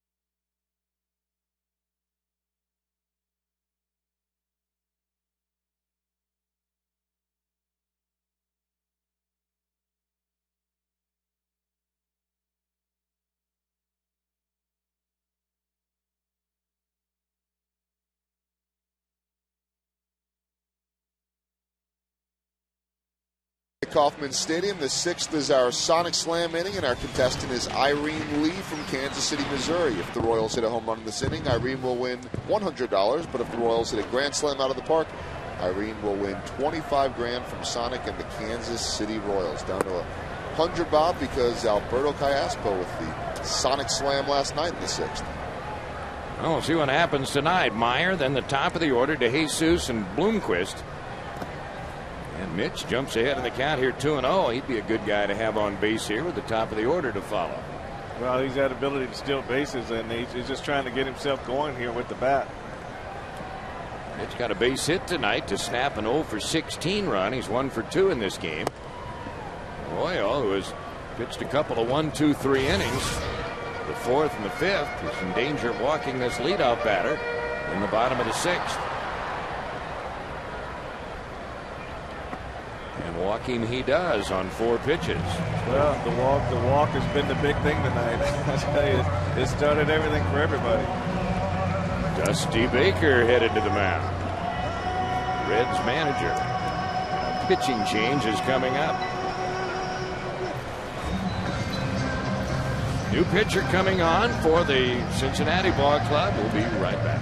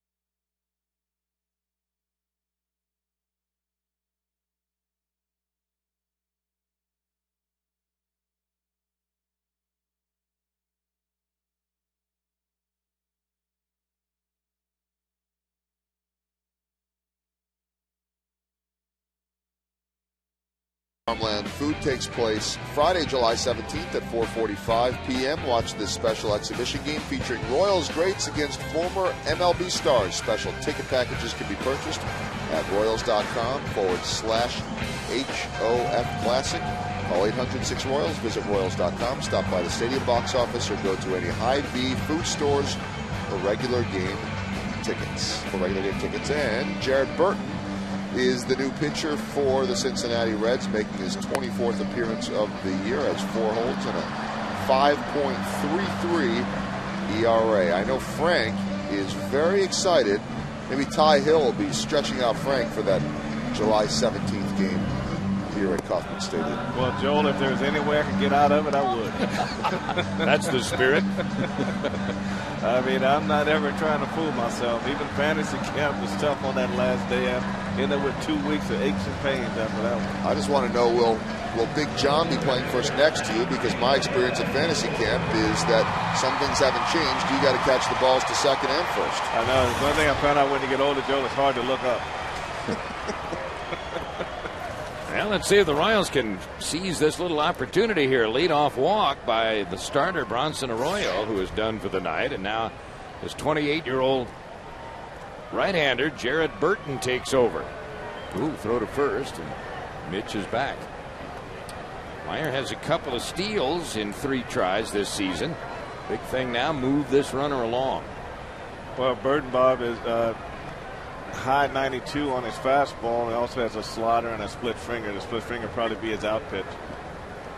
There's a Rule 5 pickup from the A's organization. Right in there for a strike. He's a 5-game winner last year. He played college ball at Western Carolina, the Catamounts. nestled up in the mountains in obviously the western part of the state. Beautiful area. David DeJesus tonight, 1 out of 3. With a run batted in and a run scored.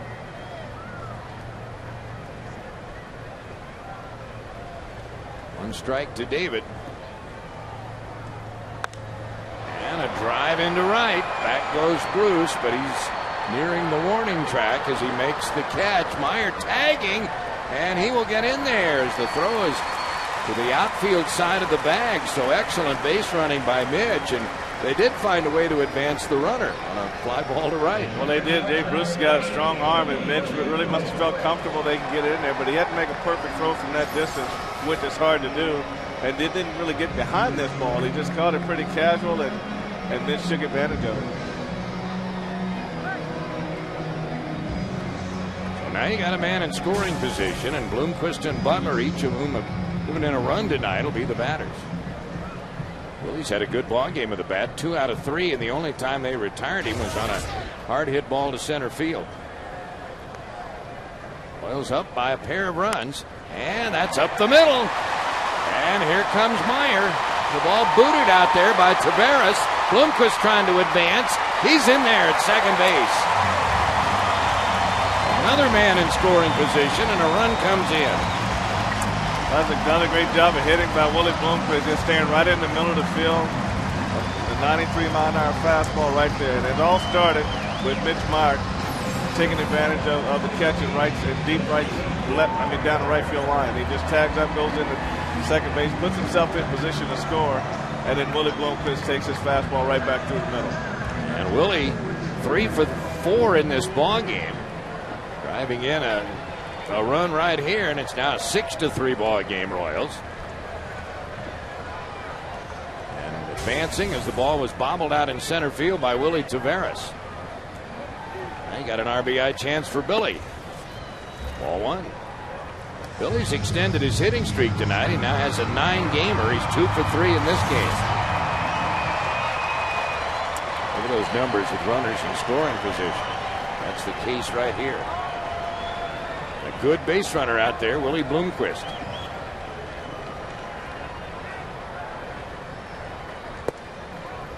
And Billy took it. It's a ball and a strike.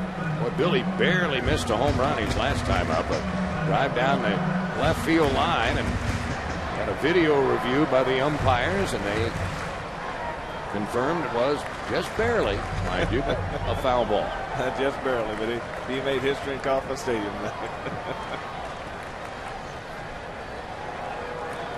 Well, Bob, I don't know about you, but I hate that move right there.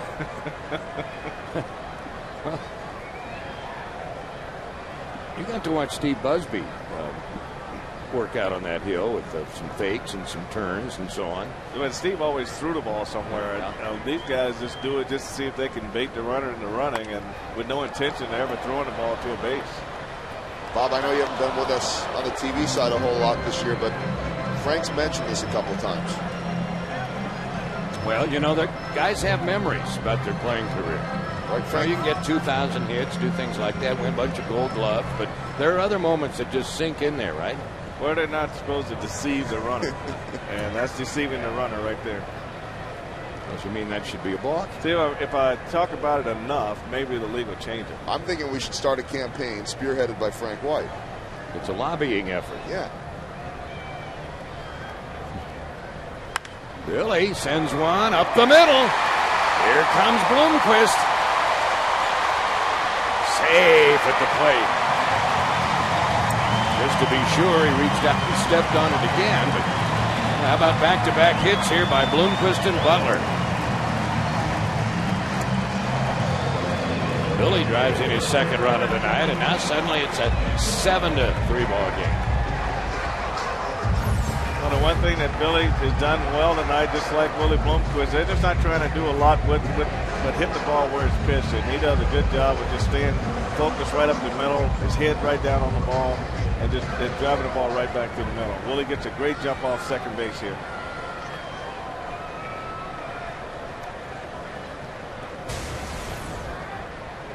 So now you've got Butler as the base runner. Still only one out. There's Jacobs. And he popped it up. Should be the second out of the inning. Phillips making the catch. 2 gone. Butler still at first, where he's in conversation with Rusty Coots, the first base coach.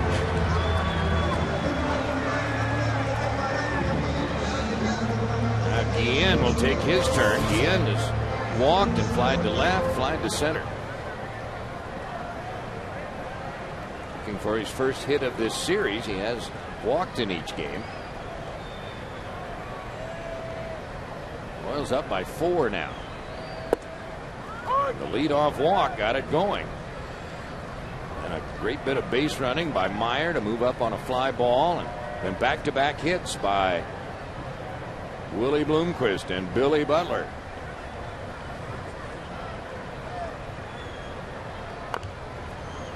And a little tap is ruled a foul ball.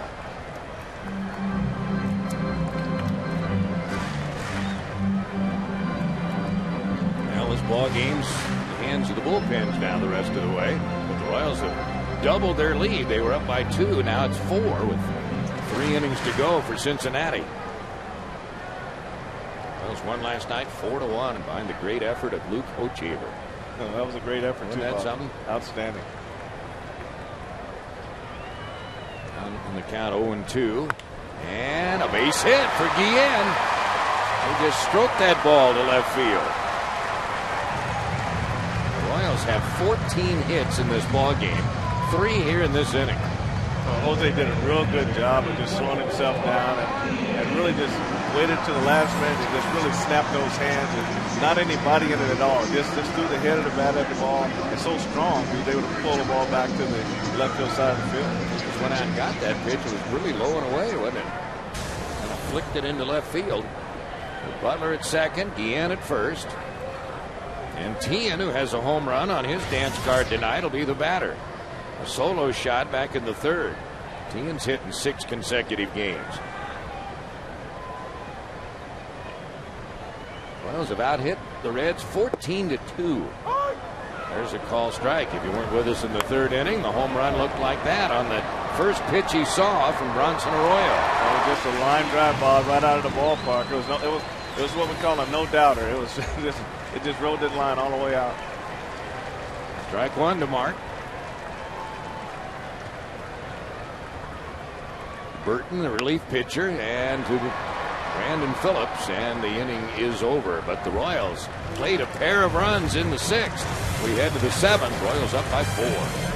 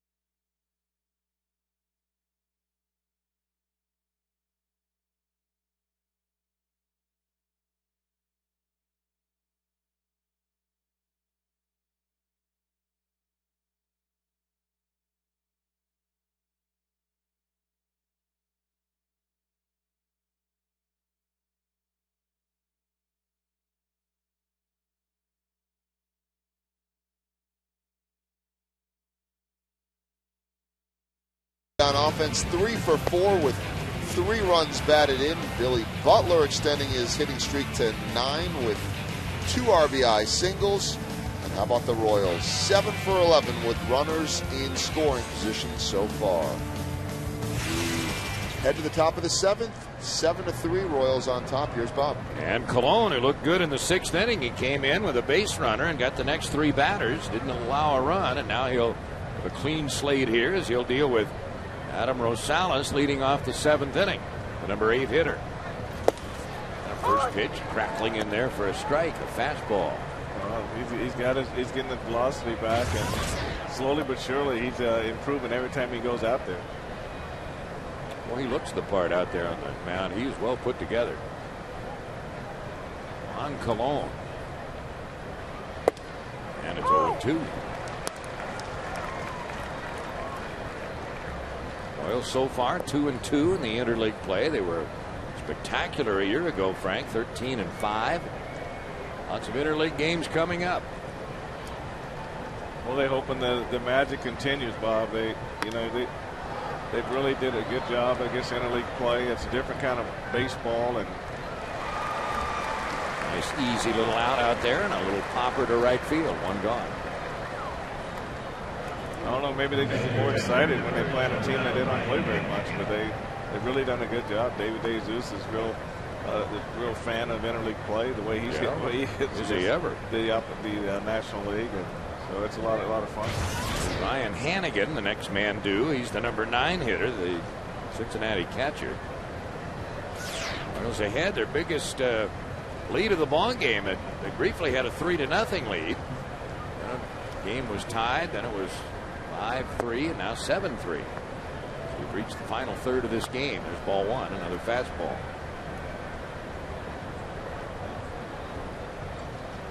Royals also a win tonight. We're talking about winning games. You win a series. Now that'd be a good step. Well, that'd be a big step. Yeah. Man. It's been a long time coming. And that's the one thing they talked about early in the season was just winning series. There's a base hit. Only the 3rd hit of the ball game for the Reds, as Hannigan has 2 of the 3 hits. He had a double up the left field line back in the 3rd. There's a 1-out single, and that gets their top of their batting order around with Willie Tavares. You know, Frank, you were talking about maybe it's interleague play jump-starting them a little bit. Everybody that I have talked to on the Cincinnati side says, boy, this team right now is really struggling to hit the ball. And we saw the Royals go through that stretch where they were pressing, and they don't have the losing streak that the Royals have, but over their last 8 games coming in tonight, 20 runs in 8 games. It's 2.5 a game. And they get 2. Tavares is fast. They do. That's his first ground ball double play this year for Willie Tavares. And it ends the inning. We've reached the 7th inning stretch here in KC.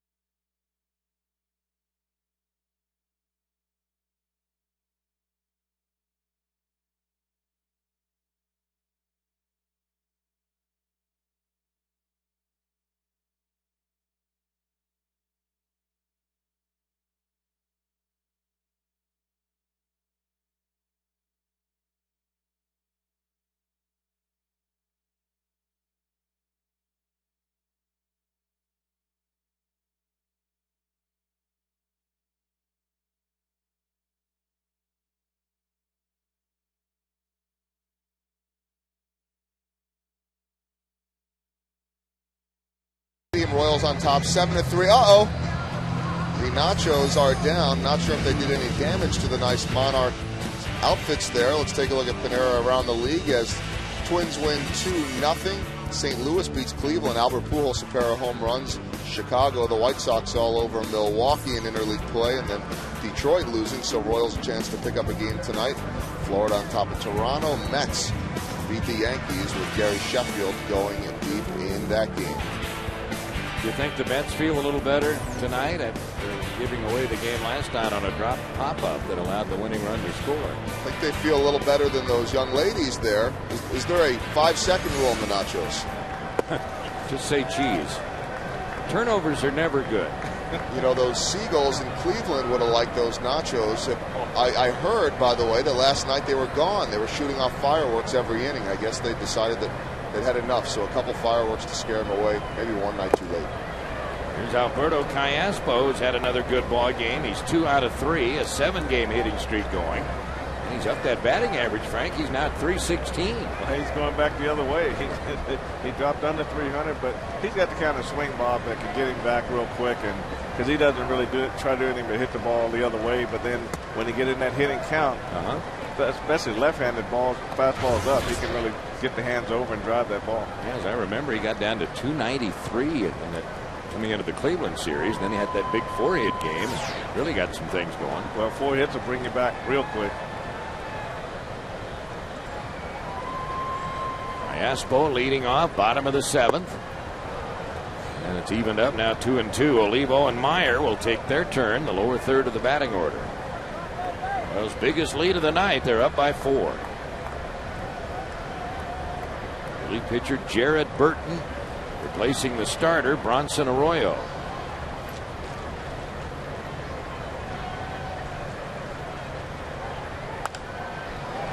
And it's still 2-2. That shot into the customers down there on the third base side.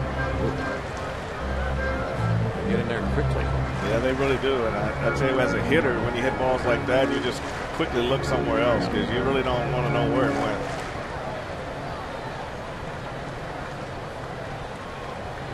Switch hitter, Callaspo.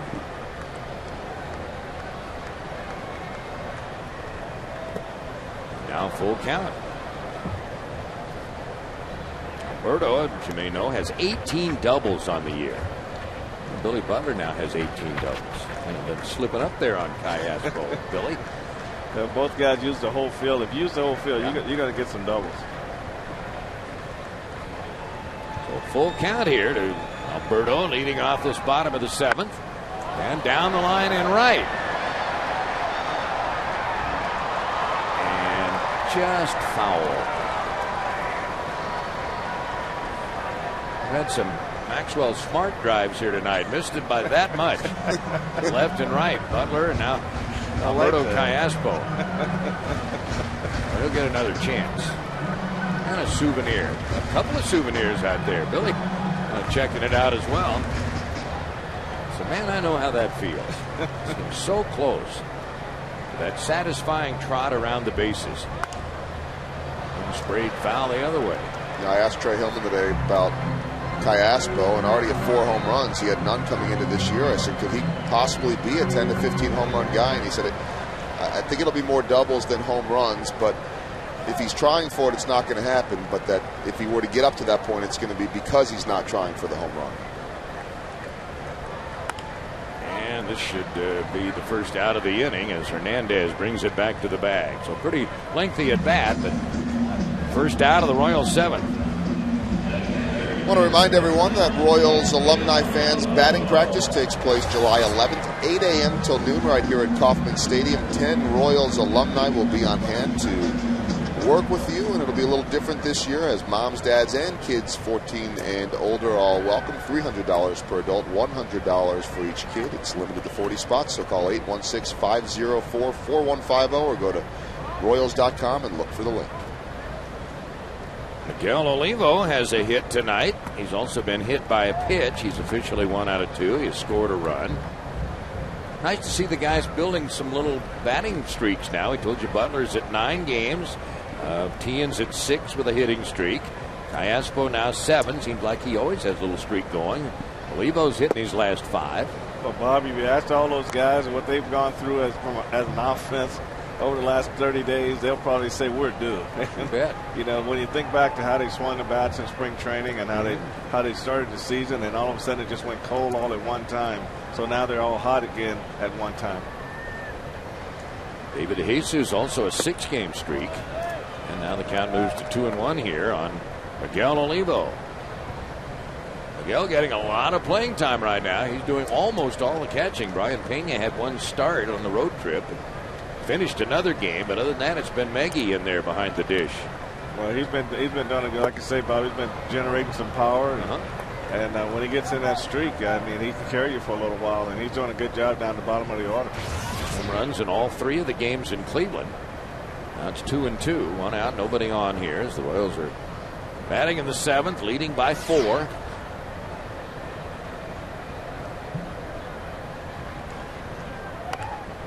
And a slow roller. And out at first. Good play by the third baseman Rosales to throw out Miguel Olivo. 2 gone in the Royals' 7th inning. Fever will be back with you, joined with Frank and Joel for the 8th inning. It's a pretty good play. This third baseman went a long way to his left. Well, he did a good job, and Oliva did a great job hustling too. But that's a tough play going towards second base and then throwing behind your body like that. That's a strong arm, and you know, we don't have to worry about his hustle. He's gonna go all the way to second base to make a play if he has to. So 2 gone, and here's Mitch Meyer, who drew a big walk in the last inning. He had a leadoff walk in the 6th, and he later scored one of the 2 runs. Royals were able to plate in the 6th inning to post up the current 7-3 lead.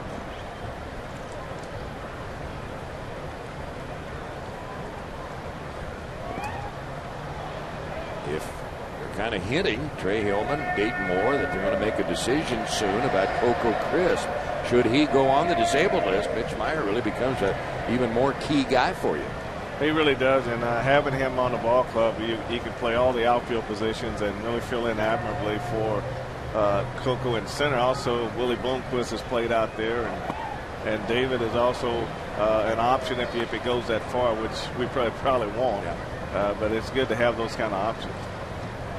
Mitch down to the count here, ball and 2 strikes. He's been a base runner 3 times. He has a hit and a walk, reached on a fielder's choice as well.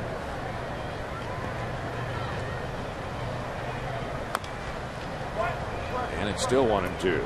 Yeah, Bob, it's got to be tough being a player, and I mean, and you're hurting, and you know you're not playing up to 100%. You don't know what direction to take to try to get yourself healthy, and I think Coco loves to play this game, and being able to be good one time, not so good the next time, then that's got to be frustrating. It's really bothered him batting left-handed, and it's hurt his throws in the outfield. 2 out, nobody on. Royals are going to win this series, win these first 2 games from the Reds. A day game tomorrow at 1:10. Hope you can be out here with us.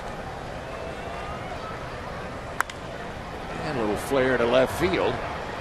Nix, the left fielder. And the Royals are done in the 7th inning. Royals lead by 4. Ryan will be back with you top of the 8th.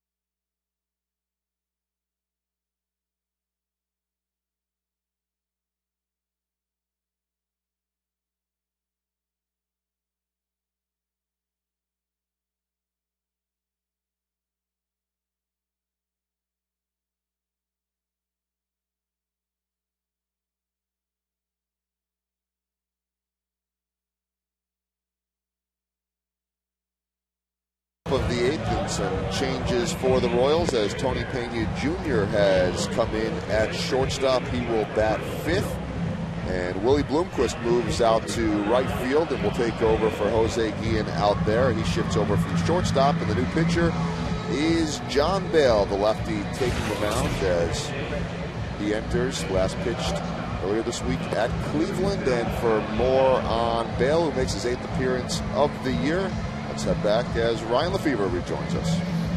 All right, thank you, Joel. Well, if the Royals can hang on, maybe there's some poetic justice tonight, because Kyle Davies has had some good outings over his last 7 starts, but hasn't won, mostly because of run support. Well, tonight he goes 5 innings, but he's been given some run support. Now he can snap the string if the bullpen can hang on. Well, we said earlier that he needed to get some early runs to have him settle down, and the Royals were able to do that for him. And he just had that little rough spot there in the 3rd. And the walks really was the ones that really got him in trouble. And I think he had an opportunity to go out for the 6th, and he walked the first guy, and manager Trey Hillman probably figured, okay, that's enough. It's time to make a move. You know, guys, to talk about run support and how important it is, after tonight's game, Bronson Arroyo, who has 7 wins on the season, through tonight his ERA is 5.36 with 7 wins. Kyle Davies, who has 2 wins on the year, his ERA is less at 5.14. Well, before tonight, in his last 7 starts, the Royals had scored him 18 runs, so a little over 2 runs per game. Left side, past Tien, who screened Pena and out into left field. Alex Gonzalez with his first hit.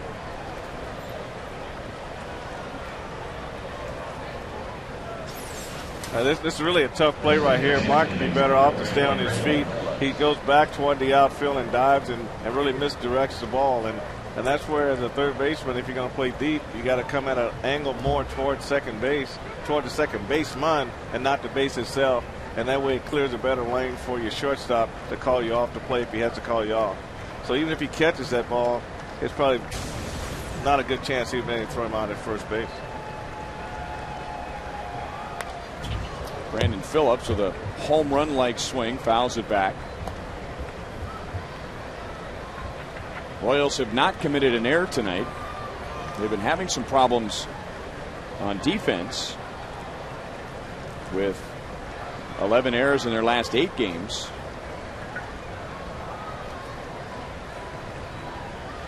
Phillips 0 for 3. 2 ground balls to short, a fly out to right. Through the left side, so 2 on, nobody out.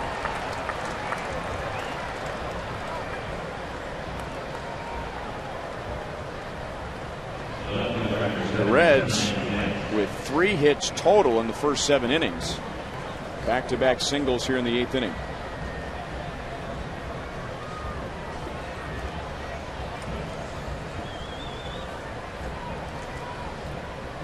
And that'll bring up Lance Nix. Reds scored all 3 of their runs in the top of the 3rd inning. The Royals scored 3 in the bottom of the 2nd. The Reds got them right back. But then the Royals answered with 2 in the bottom of the 3rd, 2 in the 6th for their 4-run lead. It's 0-1 on Nix.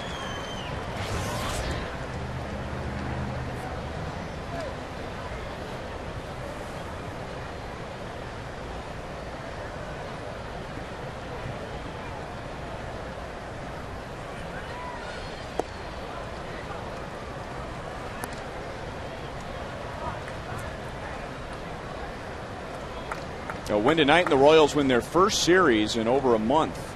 They swept a 2-game series against the Seattle Mariners. That was the end of the Royals' 6-game winning streak. Nix out in front. It's 1-2. And since then, the Royals have played 10 series. They have lost 9, and they have split a 4-gamer. That was with Baltimore. John Bell's got that sweeping slider that he throws, a sweeping curveball, a swerve is all in between there. But it gets to the opposite side to a lefty, it's a pretty tough pitch. And got him. You know, funny thing about Lance Nix, and I think Royals fans will remember this, but Frank, remember when Jeremy Opfeld moved from the starting rotation to the bullpen. And out of frustration, I mean, he started throwing 95, 96, 97. He had that memorable game at the Metrodome when he just embarrassed Jock Jones and A.J. Pierzynski and Corey Koski. And the Royals thought they had stumbled onto something big with the way Opfeld was thrown against left-hand batters in the American League. But then there was a game in Texas, and the Royals, it was that magical 2003 season, and Lance Nix hit a 3-run home run off of Jeremy Opfeld. And we were all just stunned. It was like, whoa.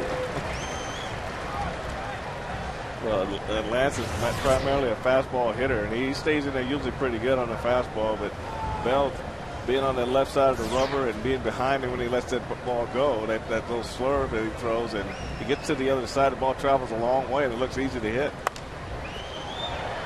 0-2 on Gomes. If you're traveling and can't watch your Royals on Fox Sports Kansas City, you can always catch the game on your computer with MLB.TV. Get 100 out-of-market games per week. Catch games you missed on demand. The premium subscription lets you pause, fast forward, and rewind live. And you get lots of Dick Cagle. At MLB.com, Royals.com. Gomes strikes out.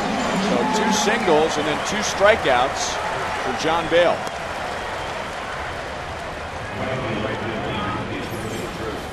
He's really doing a good job with his breaking ball here, Ryan. This is that slider. He just throws it down underneath the Johnny Gomes' swing, and it's got a lot more bite to it. It looks good coming across the plate, but it really takes a dive once it gets that right in front of the plate and goes down under the swing. And now another left-hand batter, Jay Bruce, 1 out of 3.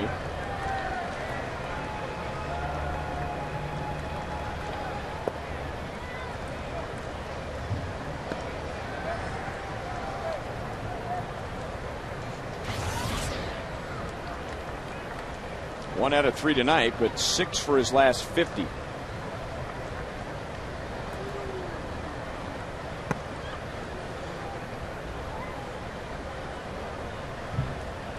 Pena creeping in behind Gonzalez at second base. And now makes a move for the bag, but no throw. Yeah, a lot of times you kind of hesitate to put a pickoff play at short with the shortstop and a left-handed pitcher, because when he spins and lets the ball go, there's a good chance the ball's going to run right back into the runner. So you really have to be careful when you put that play on.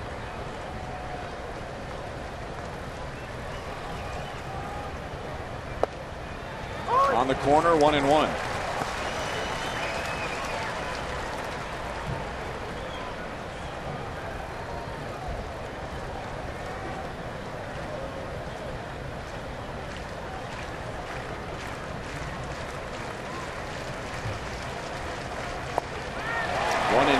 John Bale continues to build strength and stamina after having his thyroid removed in spring training. And he says now that really all that he has to do, in addition to just your general health, take some medication in the morning, and that's it.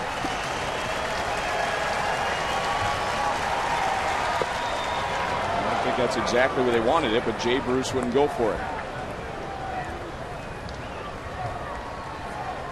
You know, that lower arm slot works for some lefties, and it doesn't work for some. You know, go back to Jimmy Gobble. It seemed like it was working for him for a while, and we talked to him his last visit through with the White Sox, and he's gone back up on top to more of an over 12-6 curveball versus the one that strikes behind the left hand and go to the opposite side like John Bell was throwing. Still 2-2.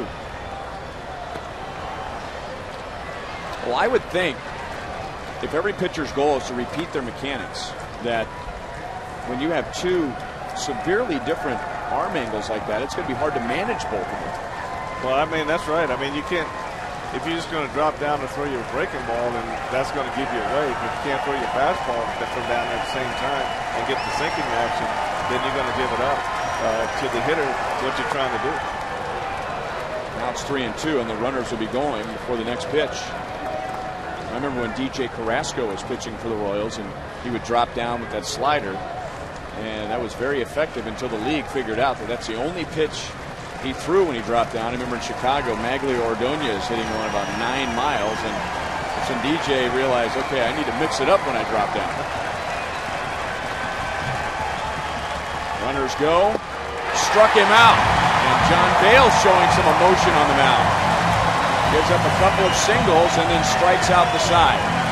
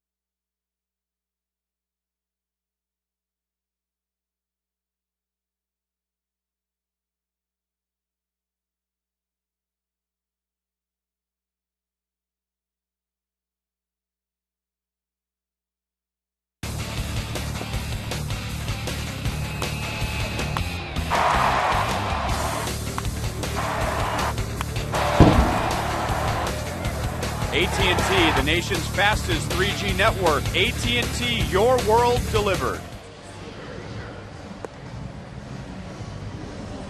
All right, John Bale, after striking out the side, gave up a couple of singles to begin the inning.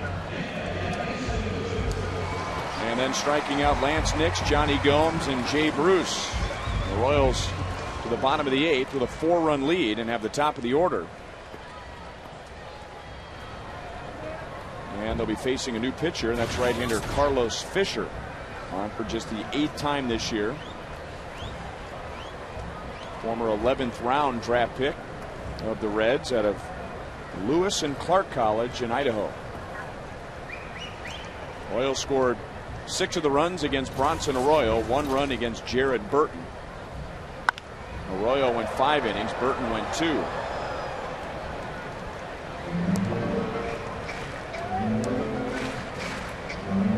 The Jesus tonight, 1 out of 4. Scored in the 2nd inning. Single to run home in the 3rd. His 24th RBI of the year. He has hit in 6 straight games.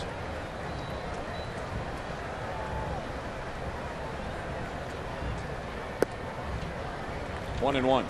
Yeah, right. Carlos Fisher is one of those rare guys that are 2-pitch pitchers. He's just fastball, curveball, and you don't see that too often today. Usually they got 4 pitches, 5 pitches, and now you come across a guy that's got 2.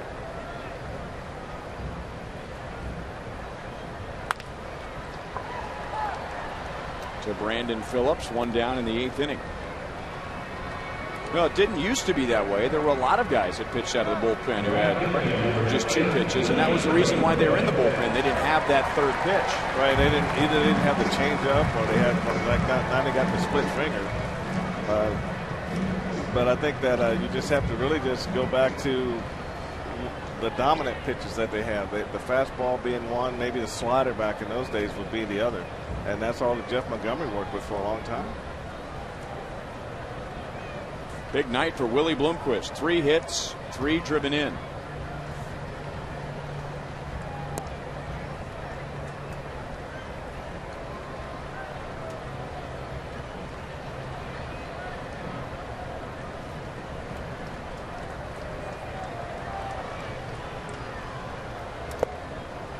Curveball for a strike. I'm sure when you played, you didn't run into many guys where the scouting report was, okay, he's got a fastball, he'll sink it, he'll cut it, he has a slider, He'll mix in a curve. He throws a changeup, and every now and then he'll throw a split. No way. Gossage was fastball slider. Most of those guys just fastball slider, or they had a hard sinker that they used. But very rarely they had like 4 pitches they tried to throw in closing the game out. 2-1 to Willie. In my humble opinion, I think that's a result of Greg Maddux. Greg Maddux, I thought, made it very popular to have a sinker and a cutter and, you know, change the grip on the fastball for a little bit of movement. And this is a game that really copies itself. You know, if one player's having success, like the Oakland A's, the Bash brothers, well, then everyone had a weight room in their clubhouse. Greg Maddux with the cutters and the sinkers, and Oakland A's with their on-base percentage, and all of a sudden everyone was paying attention to on-base percentage. Yeah, Roger Craig with the split finger fastball. So it just goes on, and the relievers who don't wind up, they got this pitch from the stretch, which I've never really understood that, but I always thought you had more balance and more velocity on your fastball when you went through the windup, but it must be a control issue with some pitchers. But every now and then you see a reliever come in there and go through the windup.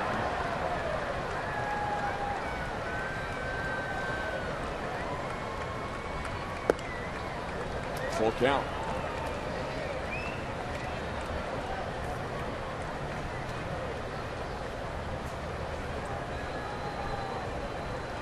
Willie Bloomquist, in some ways, as a result of teams copying each other, where all of a sudden you didn't just have a utility guy, you had a super utility guy that could play the infield and the outfield.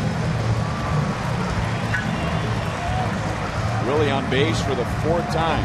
1 on, 1 out in the 8th. Well, coming up the day after tomorrow, we're going to have Gloves for Kids out at Dick's Sporting Goods, Town Center Plaza, 119th and Knoll. 10 Royals will be there.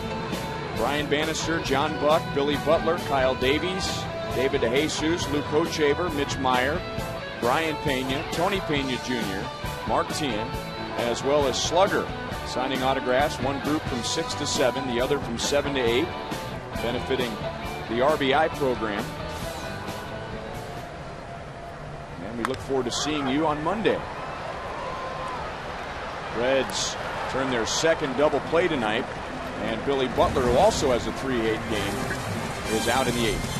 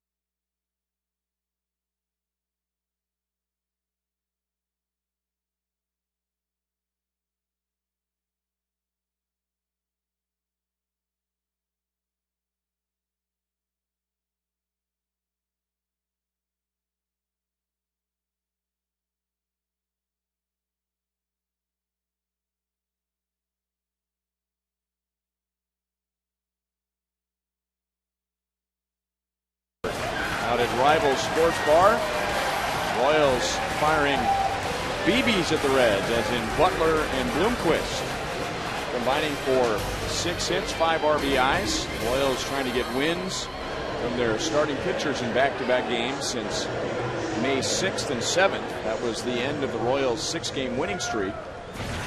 And even though it's a 4-run game, Trey Hillman's going to send Joakim Soria to the mound. Joakim suffering his first blown save last time he appeared. Hernandez gives it the ride to deep center and gone.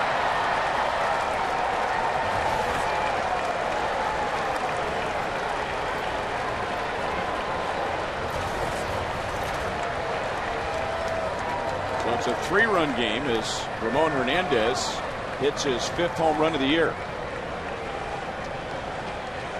We know that Joakim wants to come in and establish his fastball on the outer half, but this was right down the middle of the plate, and Hernandez really jumped all over it.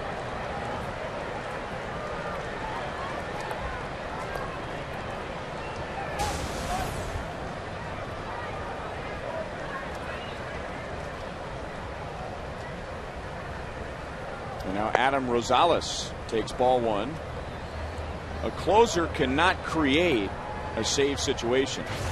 Even though it's a 3-run game now, when Soria entered, it was a 4-run game. There's the pitch he wanted. 1-1 to Rosales, who has scored one of the 4 Reds runs tonight. Now, Joakim in that 10-inning game on Thursday, giving up a double to Johnny Peralta. That was that inning where the Royals committed 2 errors on 1 play on defense. And then the Indians winning it at the bottom of the 10th on that Shin-Soo Choo base hit that went off the Seagull.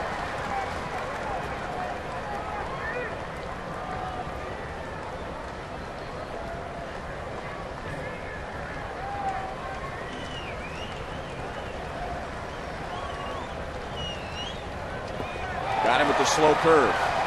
And Olivo tags him out. Rosales now 3 for his last 33. So after the home run, Soria comes back with a strikeout. Home run from Hernandez means another $14,000 in the home run challenge to benefit prostate cancer research. If you'd like to donate, there's the number 798-CURE, 1-800-798-CURE, online at pcf.org.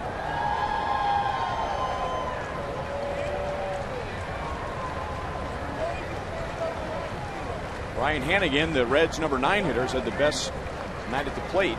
2 hits, 2 RBIs.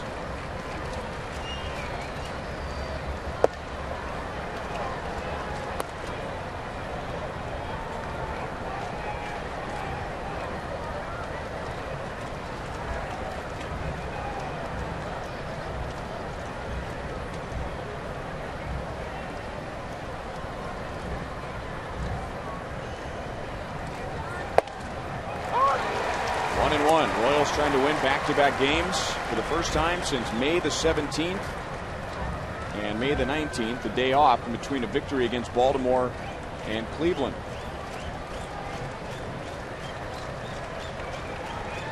Royals with 7 runs, 14 hits. They had 11 hits after 3 innings. It's 2-1 on Hannigan.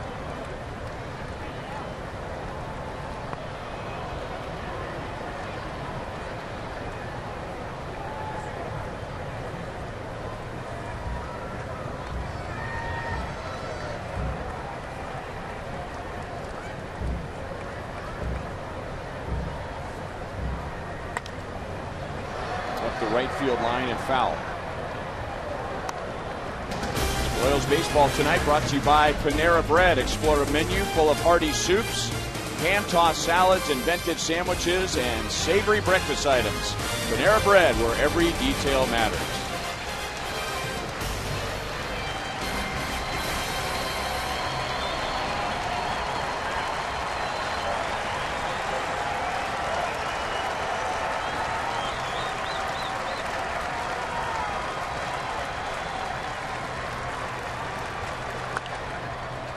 Popped up a changeup. Bloomquist now in right. Callaspo is out. It's off his glove.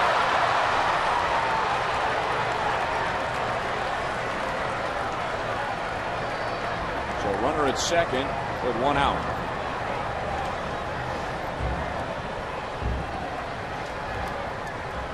So one of the things, Ryan, when you go into the line and try to catch those pop-ups, you want to try to catch these balls as high up above your head as possible.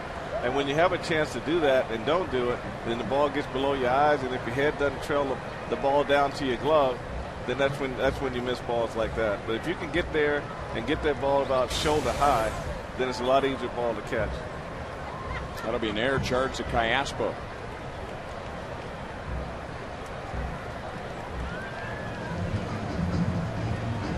Levo and Soria going through the signs with a runner at second base.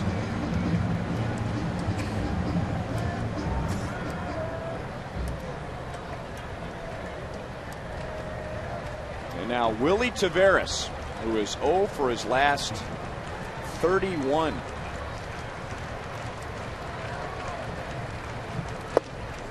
Fastball right by him, and that at times can be both good news and bad news. Good news because he's struggling. Bad news is he's going to get a hit eventually.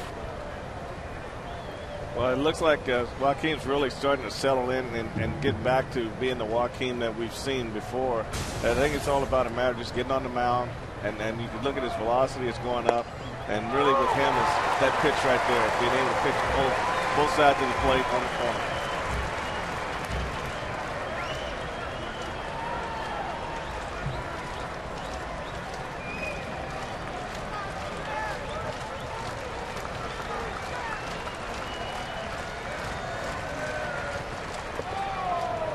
Hasn't quite had the command of the breaking ball since coming back from the disabled list. It was a breaking ball that hung that Johnny Peralta hit high off the wall in left field on Thursday night. That kind of makes you wonder if he wants to just go away from that pitch for a while until he gets better command of it, and then just kind of ease it back into his repertoire.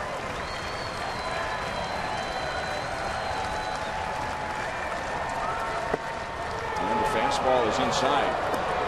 Well, remember, it was Soria's shoulder that landed him on the disabled list, and normally the curveball is more of a shoulder pitch and the slider is more of an elbow pitch. Well, that's true, but if you're throwing it at that slow velocity, it's not as bad. If you try to throw a Kyle Davies or a Brian Bannister type curveball, that is a lot more wear and tear on the shoulder.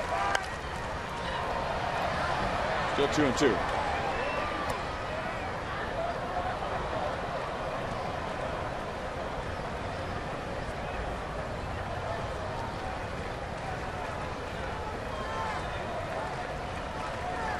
Ramon Hernandez on the first pitch from Soria, homer to center with one out.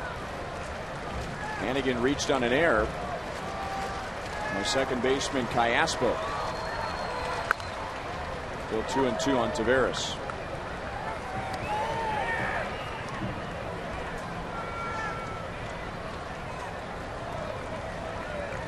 Taveras in 2005 was second to Ryan Howard in the National League Rookie of the Year voting. He can really run. Led the major leagues last year with 68 stolen bases. Still 2-2. The problem for him this year is just getting on base so he can use that speed. And that's a huge problem when you're leading off. You go 0 for 30 leading off, and then that's huge right there. Now you got to figure out other ways to get on base. He's got a big swing, for a leadoff guy. You wish he was more of a guy who slapped the ball around, but he's more of a guy that wants to try to drive the ball so that the strikeouts will go up in that situation. But he can bunt. It just matters just when you're not getting hits, then they kind of take that bunt away from you, so you have really nowhere to go. Having a long at bat with Soria.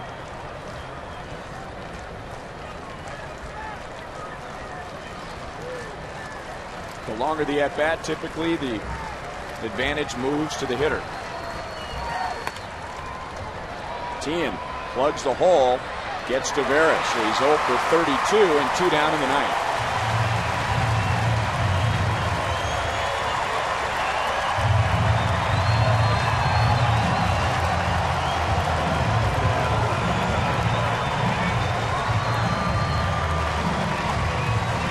Great crowds the last two nights.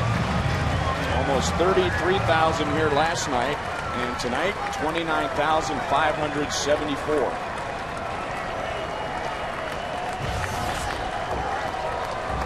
And Alex Gonzalez, a sac fly, a walk, and a single. Reds still need another base runner for a chance. Now, figuring that Gonzalez would be ready for a fastball, Soria started him off with a change. That was a great pitch by Joaquin right there.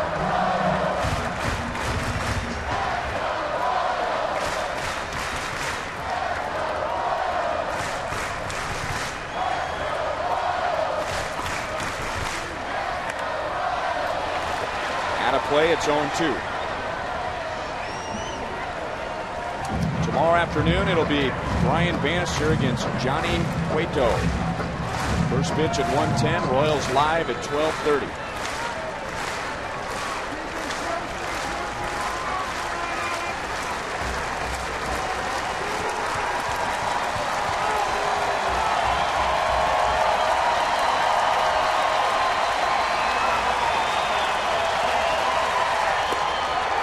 Just missed with the curve. Now, Gonzalez had given up on it. That thing almost flipped the inside corner. Yeah, that one started to back up. He thought he was going to go out over the plate, and all of a sudden it backed up a little bit to the inside.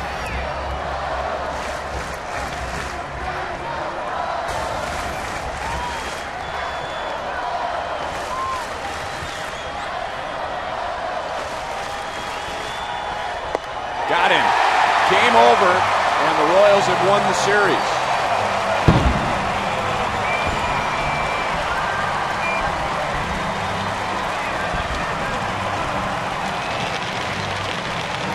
So Soria closes it out. He doesn't get a save. But the Royals